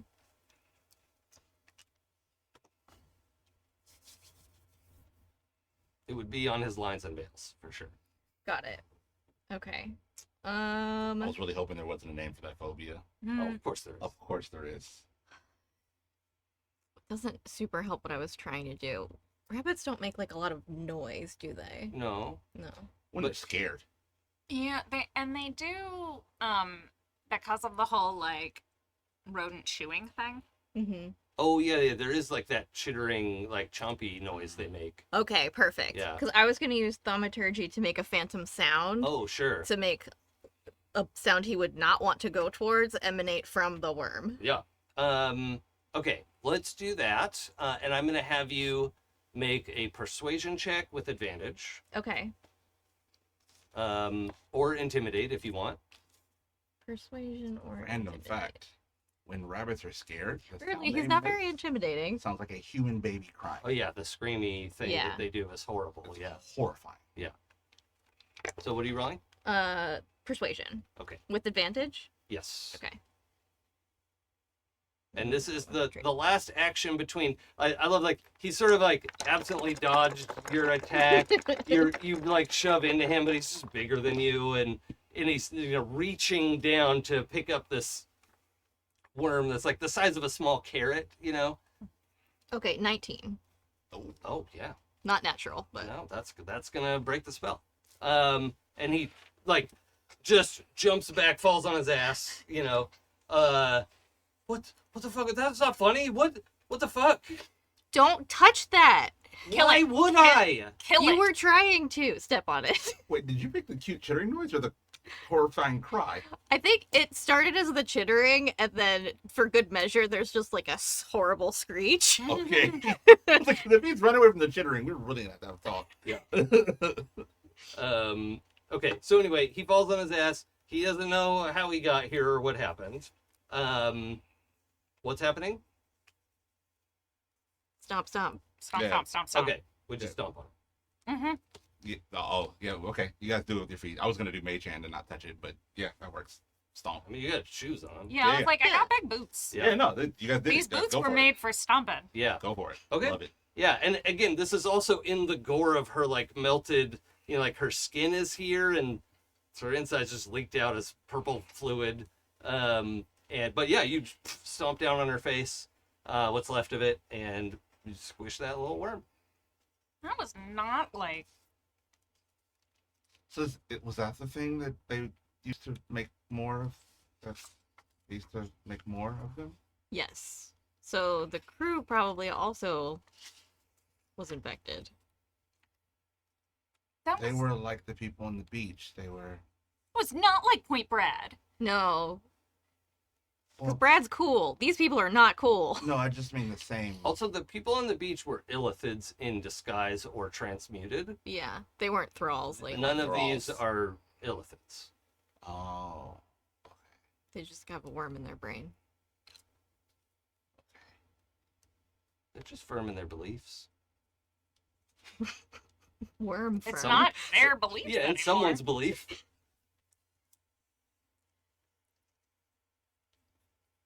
Well, that's not good. Okay. So that is where we'll close that scene. The mess is dealt with, I assume. We just get rid of her, throw it overboard. I Tim. mean, it feels like we should Burial Burn at sea. burn the bodies. Yeah, okay. I mean, Um, I'm all down for burning these bodies. I don't want little tadpoley things like hatching out of into the space. Yeah. I don't know. I don't know if they can survive out there until somebody else comes across them. And like, I read this story once about finding bodies in space, and then like, you know, at least they saved the cat. So how do we want to, are we just going to burn the ship? We might be able to use the we ship. can use- I could make a contained fire Oh, okay. if I try real hard. It can be contained. Sure. Mm. Mm. Do you have a specific spell in mind, or do you want to wing it? Would Sacred Flame also burn it? I mean, you've got like 15 bodies to deal with. Sacred Flame does like a d6 at a time. Excuse me? 2d8? Oh, right. Yeah, you're level 6. Does this boat not have That's like still an not what escape I raft or something? We But I could was more put so them all thinking on? like making a sacred pyre of some sort.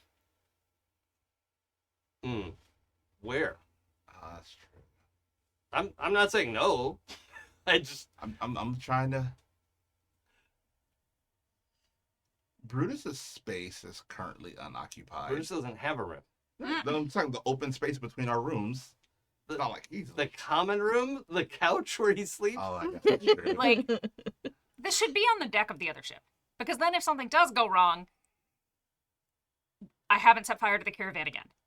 Here's the thing. You burn the bodies, and if the fire starts to spread, I'll just throw an ice knife at it. Perfect. Okay. the thing that pierces first. Hey, but it explodes in It cold explodes, damage. and yeah. Ship's gonna be So what you're fucked. saying is that I, like, Hold, please. And the ship is magically resistant. It's not like regular wood. and You the thing know. is, like, if we pile up the bodies and I throw a chromatic orb at it, Mm-hmm. then that feels like it should work. Okay. could I use wind wall around the flames sure, to contain it Yeah, all right. There we go. That's fine. We destroy the bodies. safely without burning the ship down? Yeah, It's not our ship. yeah, I mean, it kind of is Well, our ship now, I guess. it But is. like, yeah. I don't care. I just want them all gone. I want them all gone. It got in my mind. Mm, It made me say things that were not me. Mm-hmm. mm. Not cool. I Not don't cool. like it. Um, Like, that was my mouth and my tongue, and I get to say what I want. okay. So after the burning, so at the burning of the bodies, Carnelia joins you for that, right? Just to sort of see that everything's done. Some of the other, circus crew are hanging out on the roof of the caravans, whatever. But Carnelia pulls the four of you with Zorog, but Zorog's not really like included in the conversation; it's just there. Carnelia says, "I hadn't considered this as an option before because it wasn't one, but given and I assume this isn't a secret, right? You told her a illithid worm came out of this lady, and yeah, okay. She says, the risk here is much higher than we anticipated. And I am with you. I believe in what you're doing because I believe in what Lucretius wants to do, and we're here for you. But now that we have the option, might it be better if the four of you take this ship and we would give you some space to do what you need to do? That seems wise. And not put the caravan at risk. That seems like a good idea. Oh, that's real smart. Okay. Like, Zorg shrugs like, this is not my decision. no, we'll just figure out a place to meet up with y'all when we're done. Okay. I'm sorry. I'm not abandoning you. And this can be a discussion, right? I'm not ordering you to go away by yourselves. No, there are more people to protect and take care of here that would make this tricky. I mean, even just in the aftermath of this last mess, Tim was very close to being infected, and so... Yes, he's still shaken downstairs. He's recovering, but... I mean, it's pretty normal to be too dangerous to have other people around. And normally we have some, we'll go and show up for a show and your job is across town somewhere and we have a little bit of that space. And it's never been like this before. But we're here to support you and see this mission through.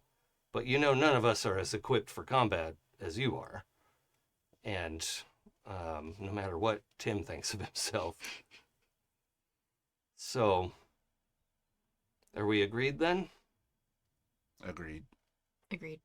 And I also want to, as your DM, just like, this is the most sort of like, we're speaking as equals, the conversation that you've had with Carnelia before. Mm-hmm. And things are different, right? Like, we've had direct orders from Lucretius to support a war effort, right? Like, that's not been our sort of thing before.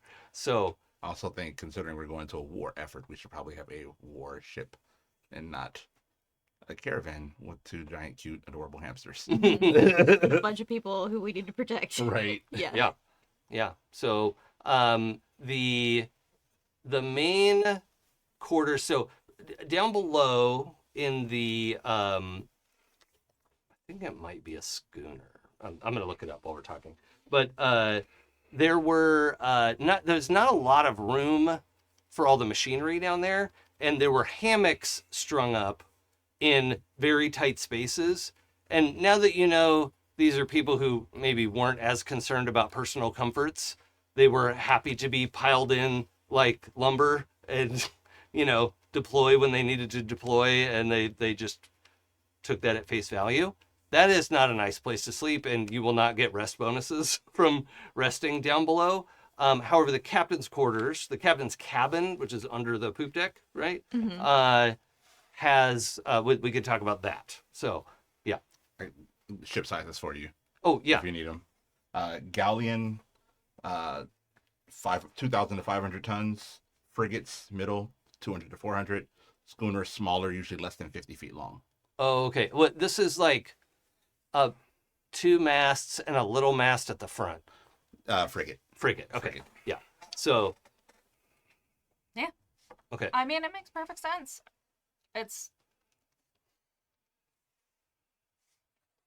We'll see you when things are more under control. Maybe. Yeah. If that ever happens.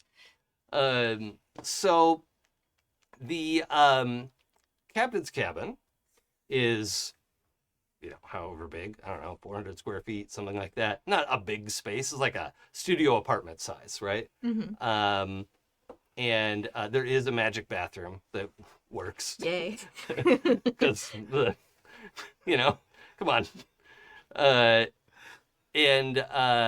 However, so there's like the captain, like her bed is off to the side. There's a desk and a chair, and there's like a small library, like a shelf of some books, right? There's a, logbook out on the desk. There's some things to have information for that I'll be able to give you next time. But it also means the 4 of you and bringing some of Brutus's stuff.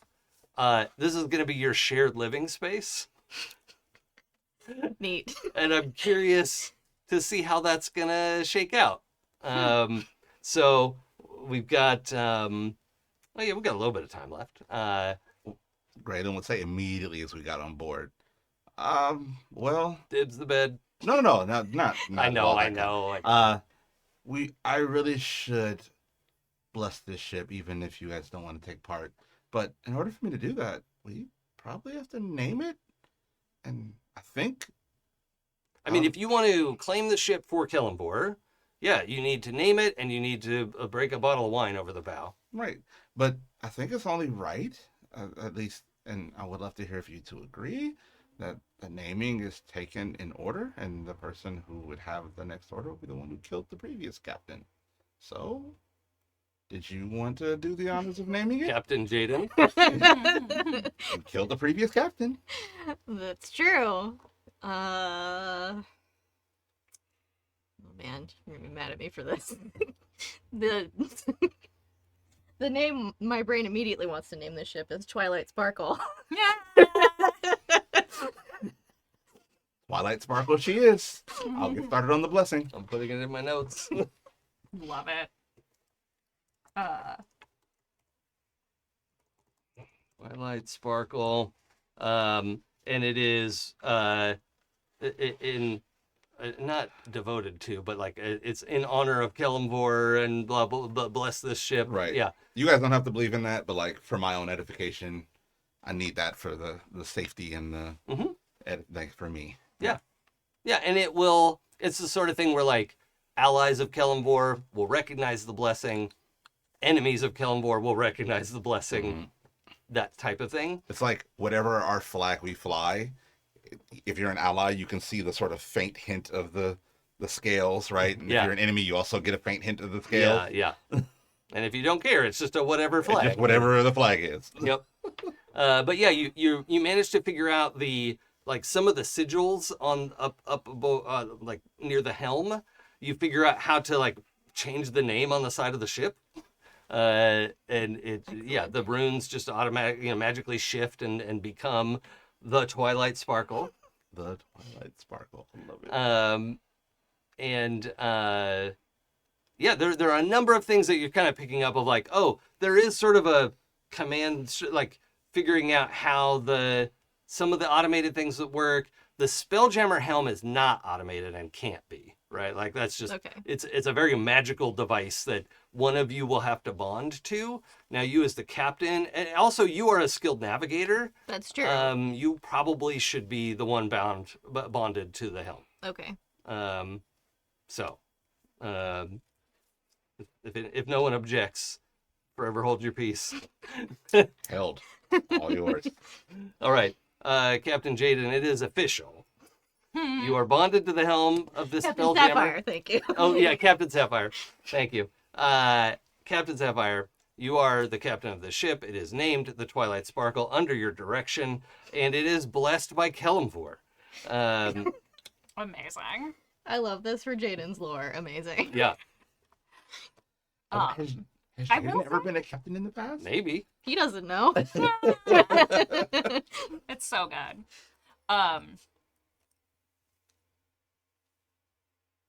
I'm gonna say, so as they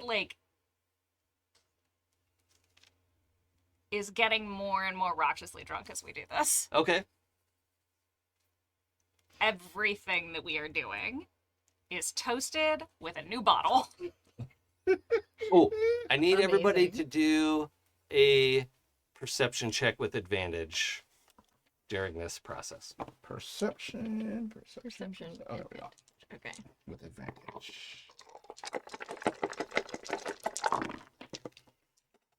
Um, 14? 17. Hold on, let me figure this out. 13 plus 4. The DC is 17 Yay! Crit is double 9s or double 10s, right? or 9/10. Or 9-10. Okay, yeah, no. Okay, this is a 17. Well, that hits. Okay. Well, let me roll for Zorog as well. She gets advantage. No. Okay. The two of you, as you're getting set up, and the caravan is like waiting. They're not just taking off, right? But they're like, okay, we're gonna meet you back at Lovey's after Oh. this. Oh, wait, it doesn't matter. I hit it, right? Yeah. I forgot to add. That was just a die. Oh yeah, no, you hit the DC. Yeah.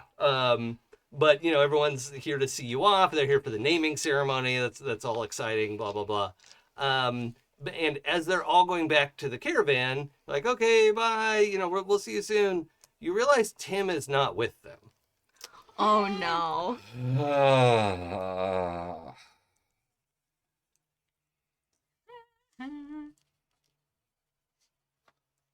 What do you want to do for the two of you who made the check?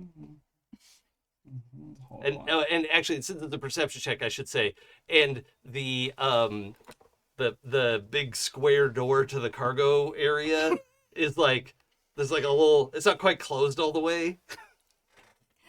I'm gonna go over and just be like, Tim, I knew they wouldn't all abandon us. So the And bit- ginormous, just pull him out. Okay. Ginormous hugs. As they has moved into sloppy drunk. And I will say the caravan hasn't left yet, right? It was just everybody is going back over to the caravan, and you've noticed like, where's Tim? Okay, so you pull him up out of there, and a big sloppy drunk hug.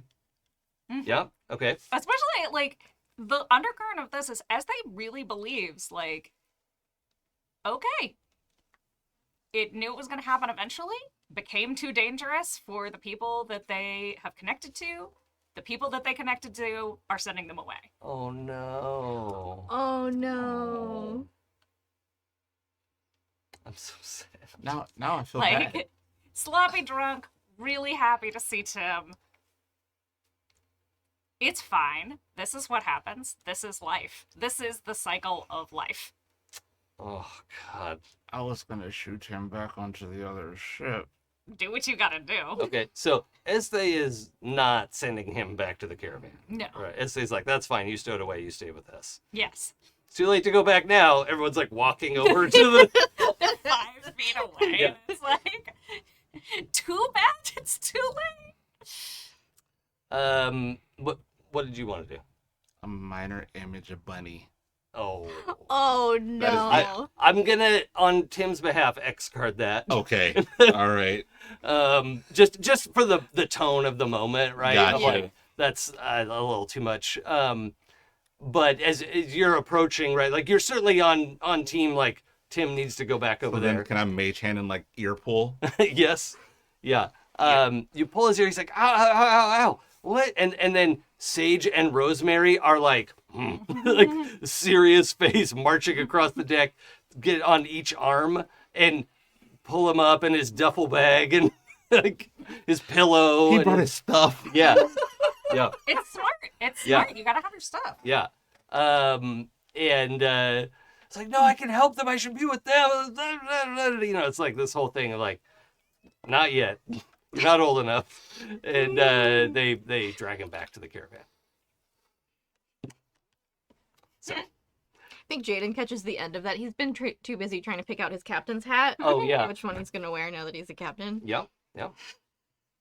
I need to know how much stuff all of you are bringing over. We got Brutus's stuff in like one garbage bag, you know, in a corner of the cabin. Mm-hmm. Zorag also like just has her travel bag, her haversack, right? So it's bigger on the inside, which is convenient, but doesn't take up a ton of room, you know? What are you bringing? I'm tiny, so for me, the thing that I have that takes up the most space is my armor stand, Yeah. where I hang out my armor at night. My bed is tiny, little, as I described earlier, like Yeah. grassy, soft. So you're like rolling up a grass bed and bringing that over here? Yeah. Okay. So, like I'm just like my bed, my armor stand, and also like a mini altar that, for me, it's an altar. For you, you might call it, I don't know, a nightstand. Nightstand, yeah. Side table, yeah. But like this is, so I need my prayer space, I need my bed, and my armor stand, so Sure. I can fit in a very small area. Okay. Yeah. Jaden? There's so many textiles. The captain's quarters have been redecorated. The Okay. curtains are changed. There's drapery everywhere. Yep. There's like tufted cushions with embroidery on Where'd them. those even come from? Like, every surface is soft Yep. and like it's like a bounce house but made of cushions. Yeah, all right. Love it. And There then is some also room in like Warner Brothers Drapery that's kind of like that because it is the cushion room. Oh, Mhm. neat. Wait, where? Warner Brothers Drapery, like if you go in and like you go and they have all this stuff and they can make you a bunch of stuff and you can rent, and then they just have like a giant section that's cushions, like pillows. Wow. And so it ends up feeling like that. Like you walk Mhm. in and you're just like, I kind of just want to bounce off the Can I walls just right like now. body surf in there and like yeah. 70s conversation pit style. Yeah. Mm-hmm. Okay, so what's your are you just taking the captain's bed? Unless anyone stops me, yes. I'm climbing in there with her. Oh, With her. okay. Or with him. Yes, Yeah. sorry. Okay. Them probably because backbreaker's there. But The bed is not that big, right? Then I'll This bring cabin my was mattress too. Yeah, okay. It's like it's not like just a basic twin bed, but it's also not like plenty of captains would have a big lush bed and whatever. This is not a captain who was entirely herself, right? Right. So she had minimalist comforts, but minimalist comforts. Then So- my mattress is definitely better, so we're carrying that thing over in here. Okay. it makes perfect sense. As they carried all their stuff over, like, Yeah. that's what you do. All right. When you're moving out, you take your Yeah. stuff. We'll address this later, but I imagine there's a moment of like Zora maybe assuming that she'll get to share this mattress, and they're like, "Oh, the three of us." That's I'm like you were sleeping here too. Oh, should I get a hammock or? No, is it a problem? As they Not for me. not for us either. Okay. So there's the captain's quarters. Is there another? That is the one enclosed. That's the one. space. Okay, perfect. No, that works. So I, especially because like I'm seeing the budding thing here go. I set my stuff up near Brutus's. Okay. Like not so near that he would feel encroached upon. Yeah. But like near enough to like it's very intentional. Like you're not alone anymore. We're doing this. Okay. We're doing this together. Aw. Yeah. Cool. And then like every night until he tells me he's uncomfortable, I'm just like That's creeping in. great. It's like moving it 6 inches every night. Hey, are you asleep? Yeah. Hey Brutus. Hey Brutus. I wonder why the sky is so dark at night. It's because we're in space. Oh yeah. Huh? Yeah, that's cute. I love that. Adorable. Yeah. So, yeah, we see this transformation of the cabin, and I think that's probably a good place to leave it. I thought maybe we would get to the Athenaeum, but now that I think about it, I want to do it when Jay's here. So that'll be good too. I love that he left from the caravan and is going to come back to the Twilight Sparkle. Yes. With a bunkie. Yeah. Yeah. This is great. Good news, I'm a captain.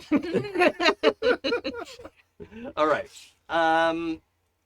Thank you, everyone, for joining us for Session 8 of the Astral Circus. Thank you to our chat mods, James V in particular, for that's why we get to do this live. And live or later are your only two options to watch the show. That's it. So that's 50% of your options right there, thanks to our chat mods. Also, our Patreons keep us ad-free and independent. You can join at happyjacks.org/Patreon. We'll return to initiative order. Sam. Hi, that's me. I'm Sam. I have been Captain Jaden Sapphire this week. Is going to be a bigger problem than ever from now on. You can find me on the internet under my author pen name, Sylvie Hellstaff, on Blue Sky and TikTok. I don't do the meta accounts because they stole my book, which is rude. Yeah. So don't use Gen AI. It's bad. Yep. It steals stuff from creators like me, who writes books like this. If you like monsters and romance and want to read those sorts of things and you're over the age of 18, because it's spicy, you can check out my books under the name Sylvie Hellstaff. I have 2 out, Shadow's Light and Shadow and Flame. These are Shadow Demon romance novels with magic and spicy times and mystery, all kinds of exciting stuff. And the first one is 50% off for the rest of April on itch.io. So I think it's fun to note, too, the first book is set in modern day. yes. And then the second book is sort of a period piece. What year? It is. It's kind of double set. Yeah. We are Double stuff? kind Whoop. there is some of it is set in the present and some of it is set in the 1760s in a fictional colony in New England. Yeah. So yeah, get some fun witch trial stuff going on It was there. fun. Ooh. Love it. Love it. Hi, I am Pooja, no pronouns. I've been playing Ezthe Perah, they, them, and you can find me on the internet as Forgotten Saves if you want to hear me play more TTRPGs, Happy Jack's back catalog, 12-sided stories, Mekong, and the, 12-sided stories back catalog, and the Queen's Court games, Mekong.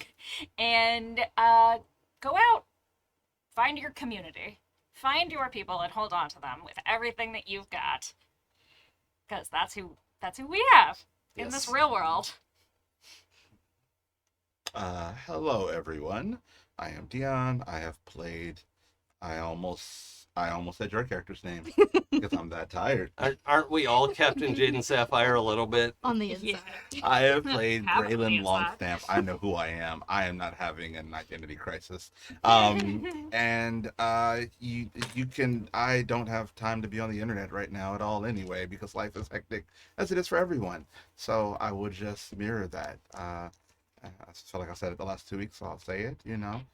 If you check on your friends, see if they need help, and if you are the one who needs help, feel free to ask for it. Rely on those people who are close to you, and if you have somebody who's close to you who needs help, help them, because we only do this if we do it together. Yes.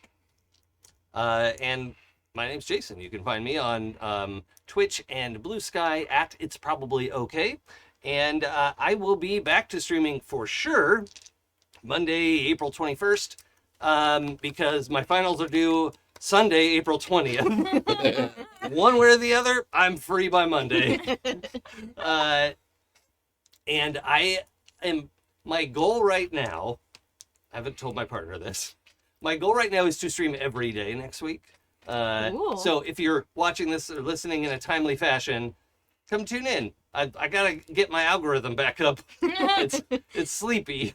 So, gotta wake it up and get back to work. So we're gonna be playing the new patch from Baldur's Gate 3. We're gonna be playing the new update from Pacific Drive.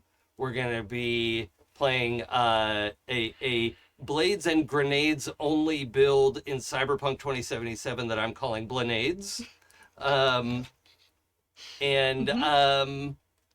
That is, and on the hardest difficulty, of course. And I think that's the main crux of what I'm going to be doing next week. Oh, probably some game design.